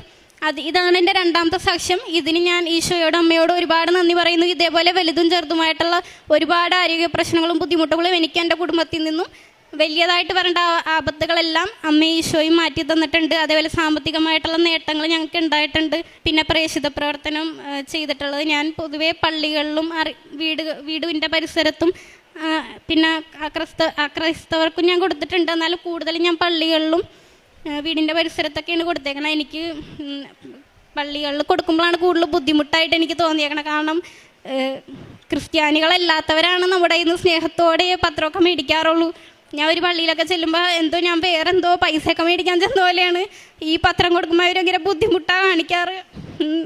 എന്നാലും ഞാൻ അത് മൈൻഡ് ചെയ്യില്ല. എനിക്ക് പത്രം കൊടുക്കാനാ നാണക്കേടാ മടിയൊന്നുമില്ല. പക്ഷെ എനിക്കിങ്ങനെ റിജക്ഷൻ വന്നൊരു വിഷമം മാത്രമേ ഉണ്ടായുള്ളൂ. പക്ഷെ ഞാൻ അത് കാര്യമൊക്കെ ഇട്ടില്ല. ഞാൻ തുടർന്നും വേണ്ടാത്തവർക്ക് കൊടുക്കില്ല, വേണ്ടവർക്ക് മാത്രമേ ഞാൻ കൊടുക്കാറുള്ളൂ. അതേപോലെ കാരുണ്യ പ്രവർത്തനം എന്ന് പറയാനായിട്ട് എനിക്ക് എൻ്റെ കയ്യിൽ എന്താണോ ഉള്ളത് ഞാൻ വഴിയോരങ്ങളിലൊക്കെ കാണുന്നവർക്ക് എൻ്റെ കയ്യിലുള്ളത് എന്താണോ അതിന് ഒരു പങ്ക് കൊടുക്കാറുണ്ട്. അതേപോലെ പ്രാർത്ഥന സഹായം ആവശ്യപ്പെടുന്നവർക്ക് വേണ്ടി ഞാൻ ഈശോയോടും അമ്മയോടും എൻ്റെ പ്രാർത്ഥനയോടൊപ്പം നിയോഗം വെച്ച് ഞാൻ പ്രാർത്ഥിക്കാറുണ്ട്. അവരുടെ ആഗ്രഹങ്ങൾ സാധിച്ചു കിട്ടുമ്പോൾ അവരത് പറയാറുമുണ്ട്. ഇത്രയും കാര്യങ്ങളാണ് എനിക്ക് ഈശോയും അമ്മ മാതാവും നൽകിയിട്ടുള്ളത്. എൻ്റെ ജീവിതത്തിൽ എനിക്ക് നൽകിയ എല്ലാ അനുഗ്രഹങ്ങൾക്കും കൃപകൾക്കും ഈശോയോടും അമ്മയോടും ഞാൻ കോടാനുകോടി നന്ദി പറഞ്ഞുകൊണ്ട് നിർത്തുന്നു. സങ്കീർത്തനങ്ങൾ 94 അധ്യായം 18 മുതലുള്ള വാക്യങ്ങൾ. എൻ്റെ കാൽ വഴുതുന്നുവെന്ന് ഞാൻ വിചാരിച്ചപ്പോഴേക്കും കർത്താവെ അങ്ങയുടെ കാരുണ്യം എന്നെ താങ്ങി നിർത്തി.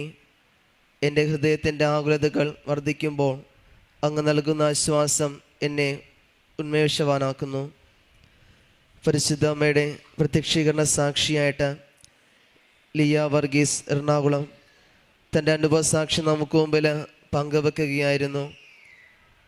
ഈ മകളുടെ വാക്കുകളിൽ നിന്ന് തന്നെ നമുക്കത് വ്യക്തമായിട്ട് മനസ്സിലാകുന്നുണ്ടായിരുന്നു തൻ്റെ അനുഭവ സാക്ഷ്യം എന്തായിരുന്നുവെന്ന്. CMA എന്ന പ്രൊഫഷണൽ കോഴ്സ് അതെടുക്കുവാനും അതിനെ തുടർന്ന് കൊണ്ട് താൻ ഒത്തിരിയേറെ മാതാവിനോടും കർത്താവിനോടൊക്കെ പ്രാർത്ഥിക്കുമെങ്കിലും തനിക്കത് ജയിക്കാമെന്നുള്ള ഒരു ഉറച്ച വിശ്വാസം ഈ മകൾക്ക് ഉണ്ടായിരുന്നു. എന്നാൽ ഉടമ്പടിയോട് ചേർന്ന് നിൽക്കാതെ കണ്ട് പ്രാർത്ഥിച്ചോളാം എന്നുള്ള രീതിയിൽ കടന്നു പോകുമ്പോഴും എന്നാൽ ഉടമ്പടിയിലേക്ക് കടന്നു വരുവാനായിട്ട് പരിശുദ്ധ അമ്മ ഈ മകളെ ഒരുക്കുന്നത് ആദ്യത്തെ എക്സാമിൽ CMA എന്ന കോഴ്സിൽ ആദ്യം ഫെയിലാവുകയാണ് ചെയ്യുക. പക്ഷെ തുടർന്നാണെങ്കിലും ഉടമ്പടിയിലെ ഒരു നിയോഗം എന്നോണം സമർപ്പിച്ച് പ്രാർത്ഥിക്കുകയും ഉടമ്പടി എടുക്കുവാനായിട്ട് കാരണമാവുകയും ചെയ്യുന്നത് ഒരു ഉറച്ച വിശ്വാസത്തിലേക്ക് പരിശ്രമം ചേർന്ന് നിൽക്കാനുള്ള ഒരു വലിയ കടമ്പയിലേക്ക് ഈ മകള് കടന്നു വരികയാണ്. എന്നാൽ മുമ്പോട്ടുള്ള ജീവിതത്തിലും നമുക്കത് കാണുവാനായിട്ട് സാധിക്കുക. രണ്ടാമത്തെ അറ്റംപ്റ്റിനാണെങ്കിലും അത് ആദ്യത്തിനോട് ചേർന്നുകൊണ്ട് തന്നെ എക്സാം ഫീസാണെങ്കിലും കാര്യങ്ങളൊക്കെ പഴയ രീതിയിൽ തന്നെ അത് ഇളവ് ലഭിച്ചുകൊണ്ട് തന്നെ അത് എഴുതുവാനായിട്ട് സാധിക്കുകയും ചെയ്തു. അത് ഒരു നല്ല വിജയമായിട്ട് പരിശുദ്ധ അമ്മ ഈ മകൾക്ക് നൽകുകയും ചെയ്യുന്നുണ്ട്. കാരണം പരിശുദ്ധ അമ്മ ഡിസംബർ 7 എൽത്താരയിൽ പ്രത്യക്ഷപ്പെടുമ്പോൾ ആ ഒരു രീതിയിൽ തന്നെയാണ് ഈ മകളും ഒക്ടോബർ 7 എക്സാം എഴുതുവാനായിട്ട് ഡേറ്റ് എടുക്കുകയും അതേ തുടർന്ന് കൊണ്ട് നല്ലൊരു വിജയം നൽകി പരിശുദ്ധ അമ്മ ഈ മകളെ അനുഗ്രഹിക്കുകയും ചെയ്തത്. അതോടൊപ്പം തന്നെയാണെങ്കിലും ഒരു ചെറിയ അപകടത്തിൽ നിന്നാണെങ്കിലും പരിശുദ്ധ അമ്മയുടെ ഒരു വലിയ സംരക്ഷണത്തോടു കൂടിയാണെങ്കിലും ഈ മകൾക്ക് ഒരു വലിയൊരു സംരക്ഷണം പരിശുദ്ധ അമ്മയിൽ നിന്ന് ലഭിക്കുകയുണ്ടായി. അച്ഛൻ്റെ പ്രാർത്ഥനകളാണെങ്കിലും ടോക്കുകളൊക്കെ കേൾക്കുമ്പോഴും അത് വലിയൊരു അനുഗ്രഹങ്ങളായിട്ട് മാറിയും പരിശുദ്ധ അമ്മയുടെ സംരക്ഷണത്തിൻ്റെ കീഴിലാണ് ഈ മകളെന്നുള്ളൊരു ബോധ്യത്തിലേക്ക് വളർന്നു വരുവാനായിട്ട് ഈ മകളെ സഹായിക്കുകയുണ്ടായി. നമുക്ക് ഓരോരുത്തർക്കും പ്രാർത്ഥിക്കുകയും ചെയ്യാം. ഇനി മുമ്പോട്ടുള്ള ഈ മകളുടെ ജീവിതത്തിൽ ഇനിയും ദൈവാനുഗ്രഹങ്ങളാൽ പരിശുദ്ധ അമ്മയുടെ പ്രത്യക്ഷീകരണ സാക്ഷിയായിട്ട് ഉയർത്തട്ടെ എന്ന് നമുക്ക് പ്രാർത്ഥിക്കുകയും ചെയ്യാം. ഒപ്പം നമ്മളെയും പ്രത്യക്ഷീകരണ സാക്ഷികളായിട്ട് ഈ അൾത്താരയിൽ നമ്മുടെ നിയോഗങ്ങളും സമർപ്പിച്ചുകൊണ്ടും